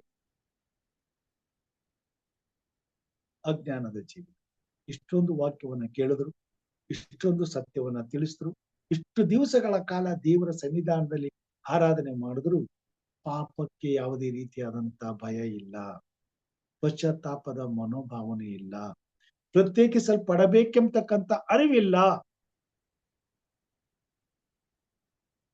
ಇನ್ನು ಪಾಪದ ಬಂಧನದಲ್ಲಿ, ಪಾಪದ ಜೊತೆಯಲ್ಲಿ ವಿಲಾಸ ಮಾಡುತ್ತಾ ದೇವರ ಸನ್ನಿಧಾನದಲ್ಲಿ ದೇವರನ್ನು ಮೆಚ್ಚಿಸುವಂತ ಪ್ರವೃತ್ತಿಯುಳ್ಳವರಾಗಿ ಆಧುನಿಕ ಕ್ರೈಸ್ತರ ಜೀವಿತ ಮುಂದುವರಿಯುತ್ತಿದೆ. ಕಾಯನನು ತನ್ನ ಮನಸ್ಸಿಗೆ ಬಂದಂತೆ ಜೀವಿಸಿ ದೇವರಿಗೆ ಅವಿಧೇಯತೆ ತೋರಿಸಿದ, ಆದರೆ ಭಕ್ತಿಯಿಂದಲ್ಲ, ಬದಲಾಗಿ ಉದಾಸೀನ ಭಾವದಿಂದ ದೇವರಿಗೆ ಸರ್ವಾಂಗ ಹೋಮ ಅರ್ಪಿಸಿದ. ದೇವರು ತನ್ನ ಸ್ವಸಂತೋಷಕ್ಕೆ ಅಡ್ಡಿಯಾಗಿದ್ದನೆಂದು ಬಹುಶಃ ಕಾಯನನು ಭಾವಿಸಿದ್ದನು. ಇವತ್ತು ಕೂಡ ಜನರು ದೇವರ ಆಜ್ಞೆಗಳನ್ನ ಕೈಕೊಂಡು ನಡೆಯುವಾಗ ಅವರ ಸಂತೋಷಕ್ಕೆ ಇದು ಅಡ್ಡಿ ಬರುವಂತಾಗಿದೆ. ಅಲ್ಲಿ ಆಸೆ ಪಡುವುದಕ್ಕಾಗೋದಿಲ್ಲ, ವ್ಯಭಿಚಾರ ಮಾಡುವುದಕ್ಕಾಗೋದಿಲ್ಲ, ಇನ್ನೊಂದು ಮಾಡೋಕ್ಕಾಗೋದಿಲ್ಲ. ಅವುಗಳನ್ನೆಲ್ಲ ತೊಂದರೆ ಪಡಿಸ್ತಾರೆ, ಖಂಡಿಸ್ತಾರೆ, ವಿರೋಧಿಸ್ತಾರೆ. ಯಾರಾದರೂ ಈ ವಿಷಯಗಳನ್ನ ಖಂಡಿಸುವಾಗ ಅವರನ್ನ ವೈರಿಗಳೆಂಬುದಾಗಿ ಯೋಚನೆ ಮಾಡ್ತಾರೆ, ಅವರನ್ನು ದ್ವೇಷಿಸ್ತಾರೆ, ಕೇಡನ್ನ ಬಯಸ್ತಾರೆ. ಅದೇ ತಾನೇ ಕಾಯನನ ಹೃದಯದಲ್ಲಿ ಇತ್ತು ಎಂಬುದಾಗಿ ನಾವು ನೋಡ್ತೇವೆ. ಅಲ್ಲದೆ ಗೌರವದಿಂದ ಭಕ್ತಿಪೂರ್ವಕವಾಗಿ ಅವನು ದೇವರಿಗೆ ಭಯಪಡಲಿಲ್ಲ. ಬದಲಾಗಿ ದೇವರು ತನ್ನನ್ನು ಶಿಕ್ಷಿಸಬೇಕೆಂಬ ಭಯದಿಂದ ಅವನು ಹೋಮ ಅರ್ಪಿಸಿದನು. ಕಷ್ಟಗಳು ಬಂದಾಗ, ಸಮಸ್ಯೆ ಬಂದಾಗ ಓಡೋಗ್ತೀವಲ್ಲ, ಅಯ್ಯೋ ನಾನು ಏನೋ ತಪ್ಪು ಮಾಡ್ಬಿಟ್ಟಿದ್ದೀನಿ ಅಂತ ಕಾಣಿಸುತ್ತೆ. ದೇವರು ಅದಕ್ಕೆ ಈ ಶಿಕ್ಷೆ ಕೊಟ್ಟಿದ್ದಾನೆ. ಹೋಗಿ ದೇವ್ರ ಹತ್ರ ಹೋಗಿ ಚರ್ಚ್ಗೆ ಹೋಗೋಣ, ಆರಾಧನೆ ಮಾಡೋಣ, ಪ್ರಾರ್ಥನೆ ಮಾಡೋಣ, ಕಾಣಿಕೆ ಹಾಕೋಣ, ದೇವ್ರು ಕ್ಷಮಿಸ್ಬಿಡ್ತಾನೆ, ಪರಿಹಾರ. ಅವನ ಭಯ ಇದೆ, ಶಿಕ್ಷೆ ಕೊಡ್ತಾನೆ. ಅದಕ್ಕೆ ಬರ್ತೀವಿ. ಪ್ರೀತಿಯಿಂದಲ್ಲ, ಭಕ್ತಿಯಿಂದಲ್ಲ, ಪಾಪದ ಬಂಧನದಿಂದ ಬಿಡುಗಡೆ ಹೊಂದಿದ್ದಕ್ಕಾಗಿ ಅಲ್ಲ, ಪಾಪದಿಂದ ವಿಮೋಚಿಸಲ್ಪಟ್ಟಿದ್ದಕ್ಕಾಗಿ ಅಲ್ಲ, ವಿಮೋಚಿಸಲ್ಪಡುವಂತ ಮನೋಭಾವನೆಗಾಗಿ ಅಲ್ಲ, ಪಶ್ಚಾತ್ತಾಪದ ಹೃದಯದಿಂದ, ಕೇವಲ ಶಿಕ್ಷೆ ವಿಧಿಸುತ್ತಾನೆಂಬ ಭಯದಿಂದ ಹೋಗ್ತೇವೆ. ಅದು ಯಥಾರ್ಥತ್ವದ ಆರಾಧನೆಯಲ್ಲ, ಭಕ್ತಿಪೂರ್ವಕವಾದಂತ ಆರಾಧನೆಯಲ್ಲ. ಆದರೆ ಹೇಬೆಲನು ನಂಬಿಕೆಯಿಂದಲೇ ಕಾಯನನ ಯಜ್ಞಕ್ಕಿಂತ ಶ್ರೇಷ್ಠವಾದ ಯಜ್ಞವನ್ನು ದೇವರಿಗೆ ಸಮರ್ಪಿಸಿದ. ಎಲ್ಲಾ ವಿಷಯಗಳನ್ನ ಪರಿಪೂರ್ಣವಾಗಿ ಅರ್ಥ ಮಾಡಿಕೊಂಡು ಜಾಗೃತಿಯಿಂದ ತನ್ನ ಜೀವಿತವನ್ನ ಜೀವಿಸಲು ಮನಸ್ಸನ್ನ ಗಟ್ಟಿ ಮಾಡಿಕೊಂಡು, ಕೆಟ್ಟದ್ದನ್ನ ನೋಡದೆ ಕೆಟ್ಟದ್ದನ್ನ ಮಾಡದೆ, ಕೆಟ್ಟದ್ದಕ್ಕಾಗಿ ಬಯಸದೆ, ಪಾಪದಿಂದ ದೂರವಿರಲು ಸದಾಕಾಲ ಹಂಬಲಿಸುವಂತ ಹೃದಯದೊಂದಿಗೆ ದೇವರ ಸನ್ನಿಧಾನದಲ್ಲಿ ಇರಲು ಪ್ರಯತ್ನಿಸಿದಂತ ವ್ಯಕ್ತಿಯಾಗಿದ್ದನು. ಅದೇ ತಾನೇ ಇವತ್ತು ದೇವರು ಪ್ರತಿಯೊಬ್ಬ ದೇವರ ಮಗನಿಂದ, ದೇವರ ಮಗಳಿಂದ ಎದುರು ನೋಡುವಂತನಾಗಿದ್ದಾನೆ. ನೀವು ಲೋಕಕ್ಕೆ ಉಪ್ಪಾಗಿದ್ದೀರಿ, ನೀವು ಲೋಕಕ್ಕೆ ಬೆಳಕಾಗಿದ್ದೀರಿ. ನಾವು ವಿಶೇಷವಾದವರು, ಮೀಸಲಾದಂತ ಜನಾಂಗ. ನಮ್ಮಿಂದ ದೇವರು ವಿಶೇಷವಾದದ್ದನ್ನು ಎದುರು ನೋಡ್ತಿದ್ದಾರೆ. ಅದು ಪಾಪರಹಿತವಾದಂತ ಜೀವಿತ, ನಿರ್ಮಲವಾದಂತ ಪರಿಶುದ್ಧವಾದಂತ ಆರಾಧನೆ. ಅಂತ ಆರಾಧನೆಯನ್ನ ದೇವರು ನಮ್ಮಿಂದ ಅಪೇಕ್ಷೆ ಮಾಡುವುದು. ಹೇಬೆಲನು ಇದು ಕಲ್ವಾರಿ ಶಿಲುಬೆಯಲ್ಲಿ ಕ್ರಿಸ್ತನು ಮಾಡಲಿದ್ದ ಶ್ರೇಷ್ಠವಾದ ಬಲಿದಾನವನ್ನು ಸೂಚಿಸುತ್ತಿತ್ತು. ಹೇಬೆಲನು ಅರ್ಪಿಸಿದ ಸರ್ವಾಂಗ ಹೋಮದ ಬಗ್ಗೆ ಶ್ರೀಮತಿ ವೈಟಮ್ಮನವರು ಪೆಟ್ರಿಯಾಟ್ಸ್ ಅಂಡ್ ಪ್ರಾಫಿಟ್ಸ್ ಪುಸ್ತಕದ 72ನೇ ಪುಟದಲ್ಲಿ ಹೀಗೆ ಬರೀತಾರೆ. ಓದ್ಬಿಡ್ತೇನೆ. ಹೇಬೆಲನು ದೇವರಿಗೆ ಸರ್ವಾಂಗ ಹೋಮ ಅರ್ಪಿಸುವಾಗ ಕ್ರಿಸ್ತನ ಬಲಿದಾನದಿಂದಾಗುವ ಅತ್ಯಂತ ಪ್ರಾಮುಖ್ಯವಾದ ಪಾಪ ವಿಮೋಚನೆಯ ಕಾರ್ಯವನ್ನು ಮನಸ್ಸಿನಲ್ಲಿ ಇಟ್ಟುಕೊಂಡಿದ್ದನು. ಪ್ರತಿಯೊಂದು ಆರಾಧನೆಯಲ್ಲಿ ದೇವರಿಗೆ ಸಮರ್ಪಿಸುವಂತ ಕಾಣಿಕೆಗಳಲ್ಲಿ, ದಶಮಾಂಶಗಳಲ್ಲಿ ಪಾಪದ ಬಗ್ಗೆ ನಮಗೆ ಅರಿವಿರಬೇಕು. ನಮ್ಮ ಸಂಪಾದನೆ ಕೂಡ ಪಾಪದಿಂದ ಇರಬಾರದು. ನಮ್ಮ ಜೀವಿತದಲ್ಲಿ ಯಾವುದೇ ರೀತಿಯಲ್ಲಿ ಪಾಪದ ಕಲೆ ಅಂಟಿಕೊಂಡು ದೇವರ ಆಲಯಕ್ಕೆ ಬರಬಾರದು. ಅದು ಪರಿಶುದ್ಧವಾಗಿರಬೇಕೆಂಬುದಾಗಿ ನಾವು ನೋಡ್ತೇವೆ. ತಾನು ಪಾಪಿ ಎಂದು ಅವನು ತಿಳಿದಿದ್ದನು. ಅಲ್ಲದೆ ಈ ಪಾಪ, ಅದರಿಂದಾಗುವ ದಂಡನೆ, ಅದರಿಂದ ಬಂದ ಮರಣವು ದೇವರಿಗೂ ತನಗೂ ನಡುವೆ ಸಂಬಂಧಕ್ಕೆ ಅಡ್ಡಿಯಾಗಿದೆ ಎಂದು ಹೇಬೆಲನಿಗೆ ಅರಿವಿತ್ತು. ಹೇಬೆಲನಿಗೆ ಇಷ್ಟೆಲ್ಲ ಅರಿವಿತ್ತ. ಈ ಅರಿವು ನಮಗಿದೆಯಾ? ಇದನ್ನು ನಾವು ಅನುಭವಿಸ್ತಿದ್ದೇವಾ? ಇಂಥ ಅರಿವಿನೊಡನೆ ಬದುಕುತ್ತಿದ್ದೇವಾ? ನಮ್ಮ ಆರಾಧನೆ ದೇವರಿಗೆ ಸಮರ್ಪಕವಾಗುವಂತೆ ಇಂಥ ಮನೋಭಾವನೆಯುಳ್ಳವರಾಗಿ ದೇವರ ಸನ್ನಿಧಾನಕ್ಕೆ ಕಾಣಿಸಿಕೊಳ್ಳಲು ನಾವು ಬರುತ್ತಾ ಇದ್ದೇವೆಯೇ? ಪಾಪ ಮಾಡಿ ದೇವರ ಆಜ್ಞೆ ಉಲ್ಲಂಘಿಸಿರುವುದು ನಿರಪರಾಧಿಯ ರಕ್ತವನ್ನು ಬಲಿಯಾಗಿ ಪಡೆಯುತ್ತದೆಂಬ ಕಾರಣದಿಂದ ಅವನು ಕುರಿಮರಿಯನ್ನು ಸರ್ವಾಂಗ ಹೋಮವಾಗಿ ಅರ್ಪಿಸಿದನು. ಪಾಪದ ಬಂಧನದಿಂದ ನಮ್ಮನ್ನು ಬಿಡುಗಡೆ ಮಾಡ್ತದೆ ಈ ನಿರಪರಾಧಿಯಾದಂತ ಮುಗ್ಧ ಪ್ರಾಣಿಯ ರಕ್ತವು ಎಂಬುದಾಗಿ ಯೇಸು ಕ್ರಿಸ್ತನ ಮೇಲಿನ ನಂಬಿಕೆಯಿಂದ ಆ ಕುರಿಯನ್ನ ಸಮರ್ಪಿಸುತ್ತಿದ್ದನು ಎಂಬುದನ್ನು ನೋಡ್ತೇವೆ. ಕುರಿಯ ರಕ್ತವು ಸುರಿಸಲ್ಪಡುವುದರ ಮೂಲಕ ಕ್ರಿಸ್ತನ ಮುಂದೆ ಕಲ್ವಾರಿ ಶಿಲುಬೆಯಲ್ಲಿ ಅರ್ಪಿಸಲಿರುವ ಶ್ರೇಷ್ಠ ಬಲಿದಾನವನ್ನು ಸೂಚಿಸುತ್ತದೆ ಎಂದು ಹೇಬೆಲನು ದೃಢ ನಂಬಿಕೆಯಿಂದ ಹೊಂದಿದ್ದನು. ನಾವು ಸಮರ್ಪಿಸುವಂತ ಆರಾಧನೆಯಲ್ಲಿ ಯೇಸು ಕ್ರಿಸ್ತನ ಬಲಿದಾನವು ಅಡಕವಾಗಿದೆ ಎಂಬುದನ್ನ ನಾವು ಗ್ರಹಿಸಿಕೊಳ್ಳಬೇಕಾಗಿದೆ. ನಮ್ಮ ಪಾಪದ ಪಾಲಿಗೆ ತೆತ್ತಂತ ಬೆಲೆಯನ್ನ ನಾವು ನೆನಪಿನಲ್ಲಿ ಇಟ್ಟುಕೊಳ್ಳಬೇಕಾಗಿದೆ. ಅದಕ್ಕೆ ದೇವಸ್ಥಾನಕ್ಕೆ ಹೋಗುವಾಗ ನಿನ್ನ ಹೆಜ್ಜೆಯನ್ನ ಗಮನಿಸಿ ಎಂಬುದಾಗಿ ಬರೀತಾರೆ ಪ್ರಸಂಗಿಯಲ್ಲಿ. ಪ್ರಿಯರೇ, ನಮ್ಮ ಆರಾಧನೆ ದೇವರಿಗೆ ಮೆಚ್ಚುಗೆಯಾದಂತ ಆರಾಧನೆ ಆಗಿರಬೇಕು. ವ್ಯರ್ಥವಾದಂತ ಆರಾಧನೆ ಯಜ್ಞವಾಗಿ ಇರಬಾರದು ಎಂಬುದಾಗಿ ನಾವು ನೋಡ್ತೇವೆ. ಶಿಲುಬೆಯಲ್ಲಿ ಕ್ರಿಸ್ತನು ಸಮಸ್ತ ಮಾನವರ ಪರಿಹಾರ ಮಾಡುತ್ತಾನೆಂಬ ಭರವಸೆ ಅವನಲ್ಲಿತ್ತು. ಇದರ ಮೂಲಕ ತನ್ನ ಯಜ್ಞವು ದೇವರಿಗೆ ಮೆಚ್ಚುಗೆಯಾಗುತ್ತದೆ ಹಾಗೂ ತಾನು ನೀತಿವಂತನೆಂದು ನಿರ್ಣಯಿಸಲ್ಪಡುವನೆಂದು ಅವನಿಗೆ ಭರವಸೆ ಇತ್ತು. ಇವತ್ತು ನಾವು ಸಲ್ಲಿಸುವಂತ ಆರಾಧನೆಯಲ್ಲಿ ಎಷ್ಟು ನಮಗೆ ಭರವಸೆ ಇದೆ? ನಮ್ಮ ಪಾಪಗಳಿಗೆ ಸಂಪೂರ್ಣವಾಗಿ ಕ್ಷಮಾಪಣೆಯಾಗಿದೆ. ನಾವು ಪರಿಶುದ್ಧರಾಗಿದ್ದೇವೆ. ದೇವರ ಮುಂದೆ ನಮ್ಮ ಆರಾಧನೆ ಸಮರ್ಪಕವಾಗುತ್ತದೆ. ದೇವರು ಅಂಗೀಕಾರ ಮಾಡ್ಕೊಳ್ತಾನೆ, ದೇವರು ಮೆಚ್ಚುತ್ತಾನೆ, ಸ್ವೀಕರಿಸ್ತಾನೆ.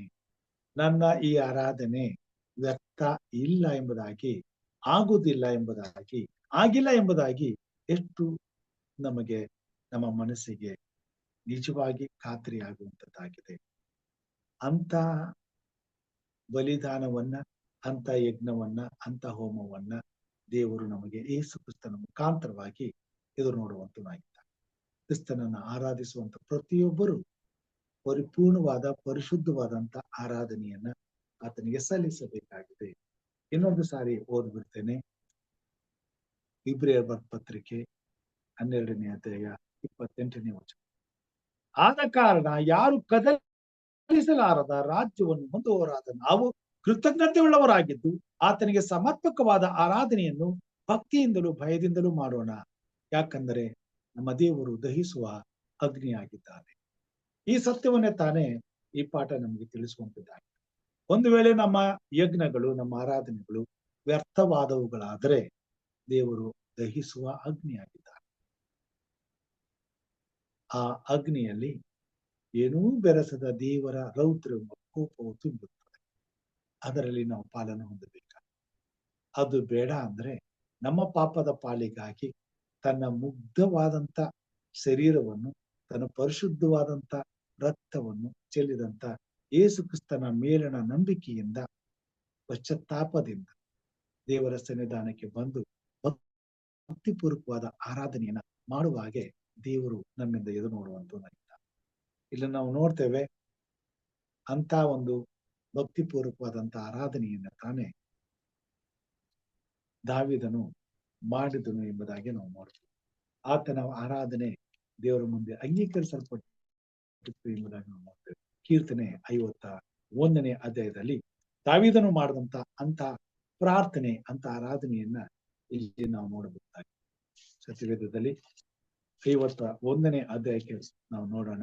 ಅಲ್ಲಿ ಆತನ ಪ್ರಾರ್ಥನೆಯಲ್ಲಿ ದೇವರು ಅಂಗೀಕರಿಸಲ್ಪಡುವಂತ ಯಥಾರ್ಥವಾದಂತ ಭಕ್ತಿಪೂರ್ವಕವಾದಂತ ಆರಾಧನೆಯನ್ನ ನಾವು ಕಂಡುಕೊಳ್ಳಬಹುದಾಗಿದೆ. 1ನೇ ಅಧ್ಯಾಯ 51ನೇ ವಚನ. ಪ್ರೀತಿ ಸ್ವರೂಪನಾದ ದೇವರೇ, ನನ್ನನ್ನು ಕರುಣಿಸು. ಕರುಣಾನಿಧಿಯೇ, ನನ್ನ ದ್ರೋಹವನ್ನೆಲ್ಲ ಅಳಿಸಿಬಿಡು. ನನ್ನ ಪಾಪವನ್ನು ಸಂಪೂರ್ಣವಾಗಿ ತೊಳೆದು ಬಿಡು. ನನ್ನ ದೋಷವನ್ನು ಪರಿಹರಿಸಿ ನನ್ನನ್ನು ಶುದ್ಧಿಗೊಳಿಸು. ನಾನು ದ್ರೋಹಿ ಎಂದು ನಾನೇ ಒಪ್ಪಿಕೊಂಡಿದ್ದೇನೆ. ನನ್ನ ಪಾಪವು ಯಾವಾಗಲೂ ನನ್ನ ಮುಂದೆ ಅದೆ. ನಿನಗೆ ತಪ್ಪು ಮಾಡಿದ್ದೇನೆ. ನಿನ್ನ ದೃಷ್ಟಿಗೆ ಕೆಟ್ಟದ್ದಾಗಿರುವುದನ್ನೇ ಮಾಡಿದ್ದೇನೆ. ನಿನ್ನ ನಿರ್ಣಯ ನ್ಯಾಯವಾಗಿಯೂ ನಿನ್ನ ತೀರ್ಪು ನಿಷ್ಕಳಂಕವಾಗಿಯೂ ಇರುತ್ತದಲ್ಲ. ಹುಟ್ಟಿದಂದಿನಿಂದ ನಾನು ಪಾಪಿಯೇ, ಮಾತೃ ಗರ್ಭವನ್ನು ಹೊಂದಿದ ದಿನದಿಂದ ದ್ರೋಹಿಯೇ. ಯಥಾರ್ಥ ಚಿತ್ತವೇ ನಿನಗೆ ಸಂತೋಷ. ಸುಜ್ಞಾನದ ರಹಸ್ಯಗಳನ್ನು ನನಗೆ ತಿಳಿಯಪಡಿಸು. ಹಿಸ್ಸೋಪ್ ಗಿಡದ ಬರಲಿನಿಂದ ನೀರನ್ನು ಚಿಮಿಕಿಸುವ ಎಂಬಂತೆ ನನ್ನ ಅಶುದ್ಧತ್ವವನ್ನು ತೆಗೆದುಬಿಡು, ಆಗ ಶುದ್ಧನಾಗುವೆನು. ನನ್ನನ್ನು ತೊಳೆ, ಆಗ ಹಿಮಕ್ಕಿಂತ ಬೆಳಗಾಗುವೆನು. ನನ್ನಲ್ಲಿ ಸಂಭ್ರಮೋತ್ಸವ ಧ್ವನಿ ಉಂಟಾಗುವಂತೆ ಮಾಡು, ಆಗ ನೀನು ಜಜ್ಜಿದ ಎಲುಬುಗಳು ಆನಂದ ಪಡುವವು. ನನ್ನ ದೋಷಕ್ಕೆ ವಿಮುಖನಾಗು, ನನ್ನ ಪಾಪಗಳನ್ನೆಲ್ಲ ಅಳಿಸಿಬಿಡು. ದೇವರೇ, ನನ್ನಲ್ಲಿ ಶುದ್ಧ ಹೃದಯವನ್ನು ನಿರ್ಮಿಸು. ನನಗೆ ಸ್ಥಿರ ಚಿತ್ತವನ್ನು ಅನುಗ್ರಹಿಸಿ ನನ್ನನ್ನು ನೂತನಪಡಿಸು. ಇಂಥ ಪರಿಶುದ್ಧವಾದಂತ ಆಲೋಚನೆ, ಪ್ರಾರ್ಥನೆಯಿಂದ ದೇವರ ಸನ್ನಿಧಾನಕ್ಕೆ ನಾವು ಬರಬೇಕಾದ್ರೆ ದಾವೀದನಾಗೆ ತಾನು ಮಾಡಿದಂತ ಪಾಪಕ್ಕೆ ಆದಂತ ನಿಜವಾದಂತ ಪಶ್ಚಾತ್ತಾಪದ ಅನುಭವ ನಮ್ಗಿರಬೇಕಾಗ್ತದೆ. ಸತ್ಯವೇದದಲ್ಲಿ ನಾವು ನೋಡ್ತೇವೆ, ಪೂರ್ವಕಾಲ ವೃತ್ತಾಂತದಲ್ಲಿ ದಾವೀದನು ಒಂದು ಸಾರಿ ಮಾಡಿದಂತ ತಪ್ಪನ್ನ ತನ್ನ ಉಸಿರಿರುವ ತನಕ ಮತ್ತೆ ಎಂದು ಮಾಡ್ಲಿಲ್ಲ ಎಂಬುದಾಗಿ. ಅಂದ್ರೆ ಒಂದು ಸಾರಿ ದೇವರ ಮುಂದೆ ಪಶ್ಚಾತ್ತಾಪಪಟ್ಟು ಕ್ಷಮಾಪಣೆ ಹೊಂದಿದ ಮೇಲೆ ತಿರುಗಿ ಅಂತ ಪಾಪಕ್ಕೆ ಅದನ್ನು ಎಲ್ಲೂ ತನ್ನ ಶರೀರದಲ್ಲಿ ಅವಕಾಶವನ್ನು ಕೊಡಲಿಲ್ಲ. ಅದು ತಾನೇ ದೇವರಿಗೆ ಮೆಚ್ಚುಗೆಯಾದ ಆರಾಧನೆ ಆಗಿತ್ತು. ಅಂತ ಆರಾಧನೆ ತಾನೇ ದೇವರು ಮೆಚ್ಚುವಂತವನಾಗಿದ್ದಾನೆ. ಅದನ್ನ ಬಿಟ್ಟು ಉಳಿದದ್ದೆಲ್ಲವೂ ವ್ಯರ್ಥವಾದಂತ ನೈವೇದ್ಯವಾಗಿರ್ತದೆ. ಅಂತ ವ್ಯರ್ಥವಾದ ನೈವೇದ್ಯವನ್ನೇ ಇಸ್ರಾಯೇಲರು ಮಾಡ್ತಿದ್ರು. ಅದೇ ರೀತಿ ನಾವು ಸಹ ಈ ಲೋಕದಲ್ಲಿ ಜೀವಿಸುವುದಾದ್ರೆ ನಮ್ಮ ಪ್ರಾರ್ಥನೆಯು, ನಮ್ಮ ಆರಾಧನೆಯು ವ್ಯರ್ಥವಾದ ನೈವೇದ್ಯವಾಗುತ್ತದೆ. ಇದನ್ನೇ ತಾನೇ ಇವತ್ತಿನ ಪಾಠದಲ್ಲಿ ನಾವು ಕಲಿಯಬೇಕಾಗಿದೆ.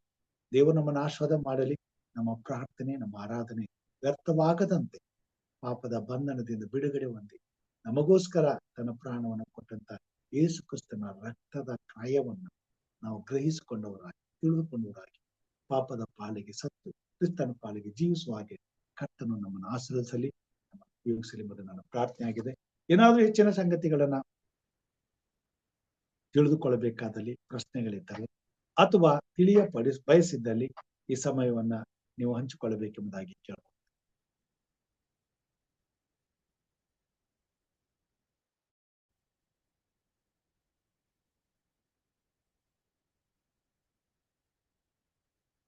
ಸಮಯ ಜಾಸ್ತಿ ತಕೊಂಡ್ಬಿಟ್ಟಿದ್ದೇನೆ, ದಯಮಾಡಿ ಕ್ಷಮಿಸಿ. ಪ್ರಾರ್ಥನೆಗೆ ಹೋಗೋಣ.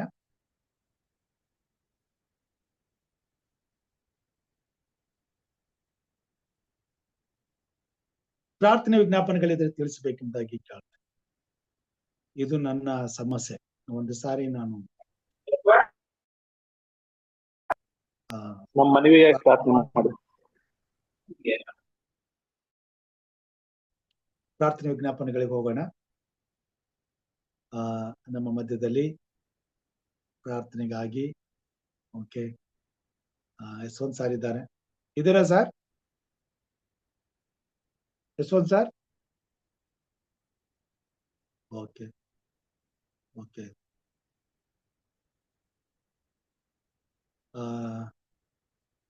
ಹಿರಿಯರಾದಂತಹ ಸಾಮರ್ ಕೃಷ್ಣಪ್ಪರ್ ಅವರೊಂದಿಗೆ ನಾವು ಪ್ರಾರ್ಥನೆ ಮಾಡ್ಕೊಳ್ಳೋಣ. ದಯಮಾಡಿ ಪ್ರಾರ್ಥನೆ ಮಾಡಿ.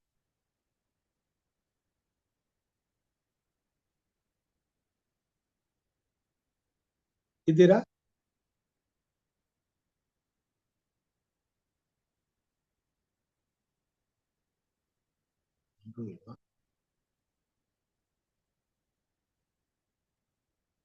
ಪ್ರೇಮ್ನಾಥ್ ಸರ್, ಹಲೋ, ಕೇಳಿಸ್ತಾ ಇದೀಯಾ? ಕೇಳಿಸ್ತಿದೆ ಸರ್, ಕೇಳಿಸ್ತಿದೆ. Yes, Pastor. ಪ್ರಾರ್ಥನೆ ಮಾಡ್ತೀರಾ? ಕೇಳಿಸ್ತಾ ಇದೆ ಸರ್. हाँ, Pastor. ಓಕೆ, ಪ್ರಾರ್ಥನೆ ಮಾಡಿ. ನಮ್ಮ ಮನವಿಯಾಗಿ ಪ್ರಾರ್ಥನೆ ಮಾಡಿ ಹೇಳ್ಕೊಳ್ಳೋದು. Okay. KP ರವಿ ಅವ್ರಿಗೋಸ್ಕರ. हाँ, Pastor.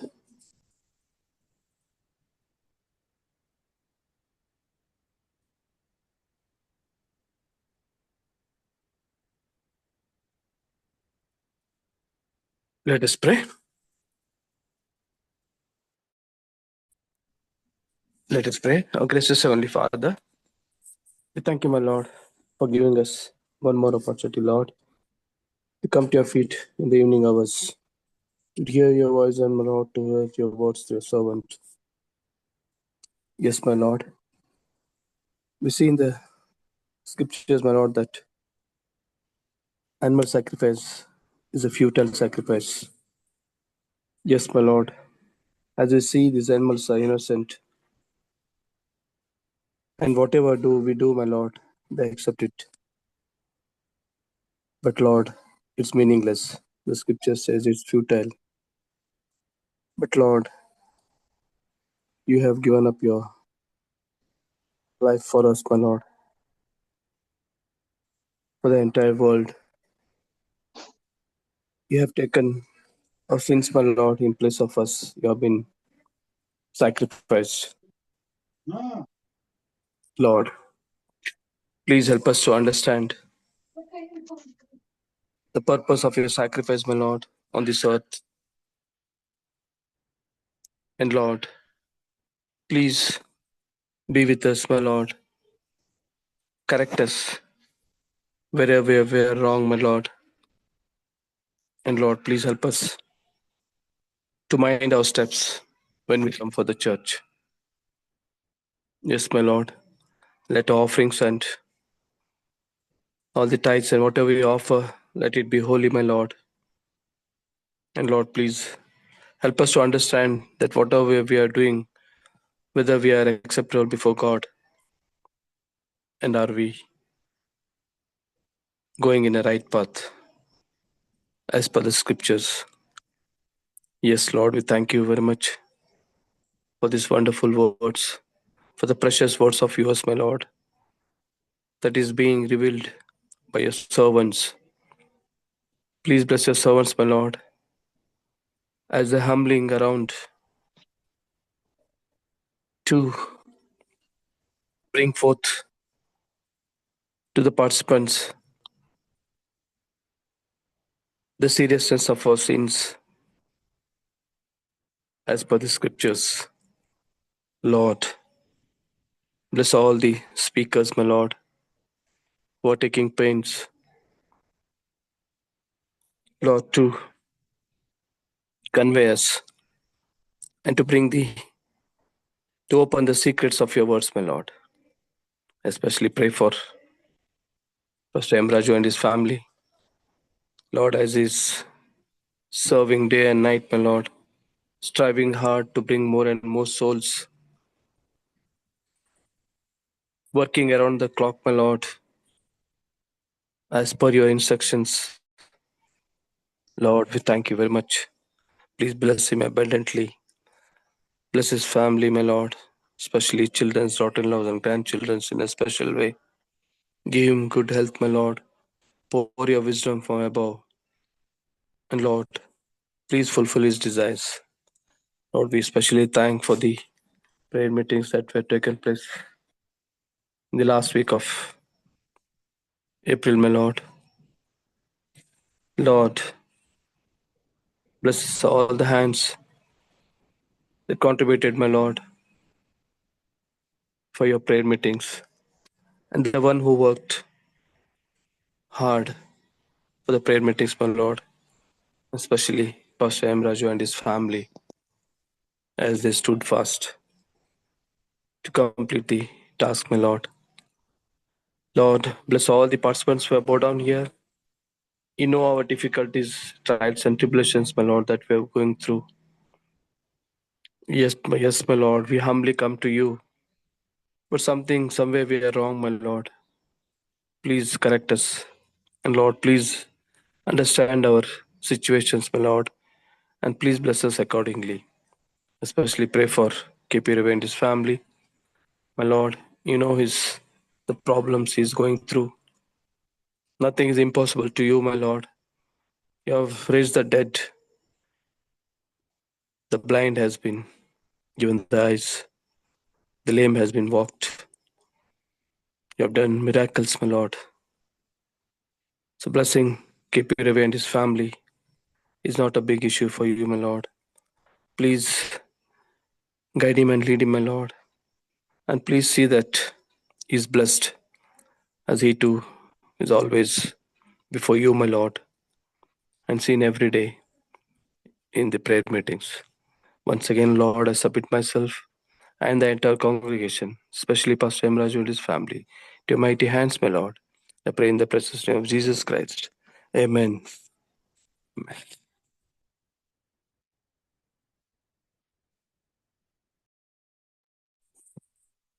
Hello. ಪರಲೋಕದ ಪ್ರಾರ್ಥನೆ ಮಾಡಿಕೊಳ್ಳೋಣ. ಪರಲೋಕದಲ್ಲಿರುವ ನಮ್ಮ ತಂದೆಯೇ, ನಿನ್ನ ನಾಮವು ಪರಿಶುದ್ಧವೆಂದು ಎಣಿಸಲ್ಪಡಲಿ. ನಿನ್ನ ರಾಜ್ಯವು ಬರಲಿ. ನಿನ್ನ ಚಿತ್ತವು ಪರಲೋಕದಲ್ಲಿ ನೆರವೇರುವ ಪ್ರಕಾರ ಭೂಲೋಕದಲ್ಲಿ ನೆರವೇರಲಿ. ನಮ್ಮ ಅನುದಿನದ ಆಹಾರವನ್ನು ಇವತ್ತು ನಮಗೆ ದಯಪಾಲಿಸಿಕೊಡು. ನಮಗೆ ತಪ್ಪು ಮಾಡಿದವರನ್ನು ನಾವು ಕ್ಷಮಿಸಿದಂತೆ ನಮ್ಮ ತಪ್ಪುಗಳನ್ನು ಕ್ಷಮಿಸು. ನಮ್ಮನ್ನು ಶೋಧನೆಯೊಳಗೆ ಸೇರಿಸದೆ ಕೇಡಿನಿಂದ ತಪ್ಪಿಸು. ಯಾಕೆಂದರೆ ರಾಜ್ಯವು ಬಲವು ಮಹಿಮೆಯು ಸದಾ ಕಾಲ ನಿನ್ನದೇ ಸ್ವಾಮಿ. ಆಮೇನ್. ನಮ್ಮ ತಂದೆಯಾದ ದೇವರ ಪ್ರೀತಿಯು, ನಮ್ಮ ರಕ್ಷಕನಾದಂತ ಯೇಸು ಕ್ರಿಸ್ತನ ಕೃಪೆಯು, ಪರಿಶುದ್ಧಾತ್ಮ ದೇವರ ಅನ್ಯೋನ್ಯತೆಯು, ಐಕ್ಯತೆಯು, ಸಹವಾಸವು ಇಂದು ಎಂದು ಸದಾ ಕಾಲ ಕೂಡಿ ಬಂದಿರುವಂತಹ ದೇವರ ಮಂದಿಯ ಸಂಗಡ, ಅವರ ಕುಟುಂಬ ಮಕ್ಕಳ ಸಂಗಡ, ಪ್ರಾರ್ಥನೆ ವಿಜ್ಞಾಪನೆಗಳ ಸಂಗಡ, ಈ ಕಾರ್ಯಕ್ರಮದ ಸಂಗಡ ಎಂದೆಂದಿಗೂ ಸದಾ ಕಾಲ ನೆಲೆಯಾಗಿರ್ಲಿ ಸ್ವಾಮಿ. ಆಮೇನ್.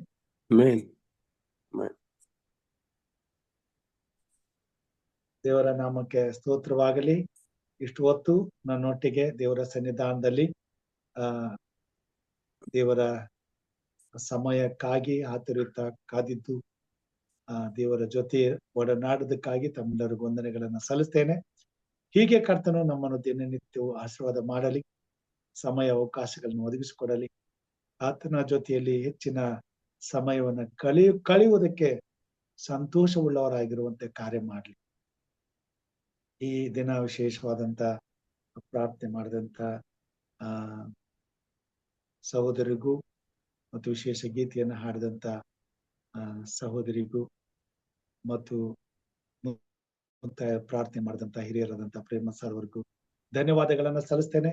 ಈ ರಾತ್ರಿ ಕರ್ತನು ನಮ್ಮನ್ನು ಆಶೀರ್ವಾದ ಮಾಡಲಿ, ಆತ್ಮನಿಂದ ನಡೆಸಲಿ, ಸುಖ ನಿದ್ರೆಯನ್ನು ದಯಪಾಲಿಸಿ ಬೆಳಿಗ್ಗೆ ಹರ್ಷದಿಂದ ಎದ್ದು ಆತನ ಕೃಪಾ ಸನ್ನಿಧಾನಕ್ಕೆ ಕೂಡಿ ಬರುವಾಗೆ ಕರ್ತನು ನಮ್ಮೆಲ್ಲರನ್ನ ನಡೆಸಲಿ ಎಂಬುದಾಗಿ ಪ್ರಾರ್ಥಿಸುತ್ತಾ ಎಲ್ಲರಿಗೂ ಶುಭರಾತ್ರಿಯನ್ನ ಹೇಳುತ್ತಾ ವಂದನೆಗಳನ್ನ ಸಲ್ಲಿಸ್ತೇನೆ. ದೇವರು ನಮ್ಮನ್ನು ಆಶೀರ್ವಾದ ಮಾಡಿ. Thank you, Pastor. Thank you sir. Nice lesson study. ನಾನು ಜಾಸ್ತಿ ಹೊತ್ತು ತಕೊಂಡ್ಬಿಟ್ಟೆ, ಗಮನಿಸ್ಲಿಲ್ಲ. ಇಲ್ಲ, but it was in detail. Thank you. ಪರವಾಗಿಲ್ಲ, ಏನು ಸಾಯಂಕಾಲ. Thank you sir. ಓಕೆ. ಧನ್ಯವಾದ ಬದುಕ್ರೆ. ಒಂದು ರೀತಿಯಲ್ಲಿ ಥ್ಯಾಂಕ್ ಯು ತಿಳಿಸ್ಕೊಟ್ಟಿದ್ದೀರಾ. Thank you. ಧನ್ಯವಾದ ತಮಗೆ. ಸೇವೆ ಮತ್ತು ನಿಮ್ಮ ಕುಟುಂಬ ದೇವರ ಆಶೀರ್ವಾದ. ಕೂಡಿ ಬಂದವರೆಲ್ಲರಿಗೂ ಧನ್ಯವಾದ ಮತ್ತು ಶುಭರಾತ್ರಿ. ಒಳ್ಳೇದಾಗ್ಲಿ ಎಲ್ಲರಿಗೂ ಶುಭರಾತ್ರಿ. ಮತ್ತೆ ನಾಳೆ ಬೆಳಿಗ್ಗೆ ಸಿಗೋಣ. Thank you, Pastor Orsi. Thank you. Good night. Good night, everybody.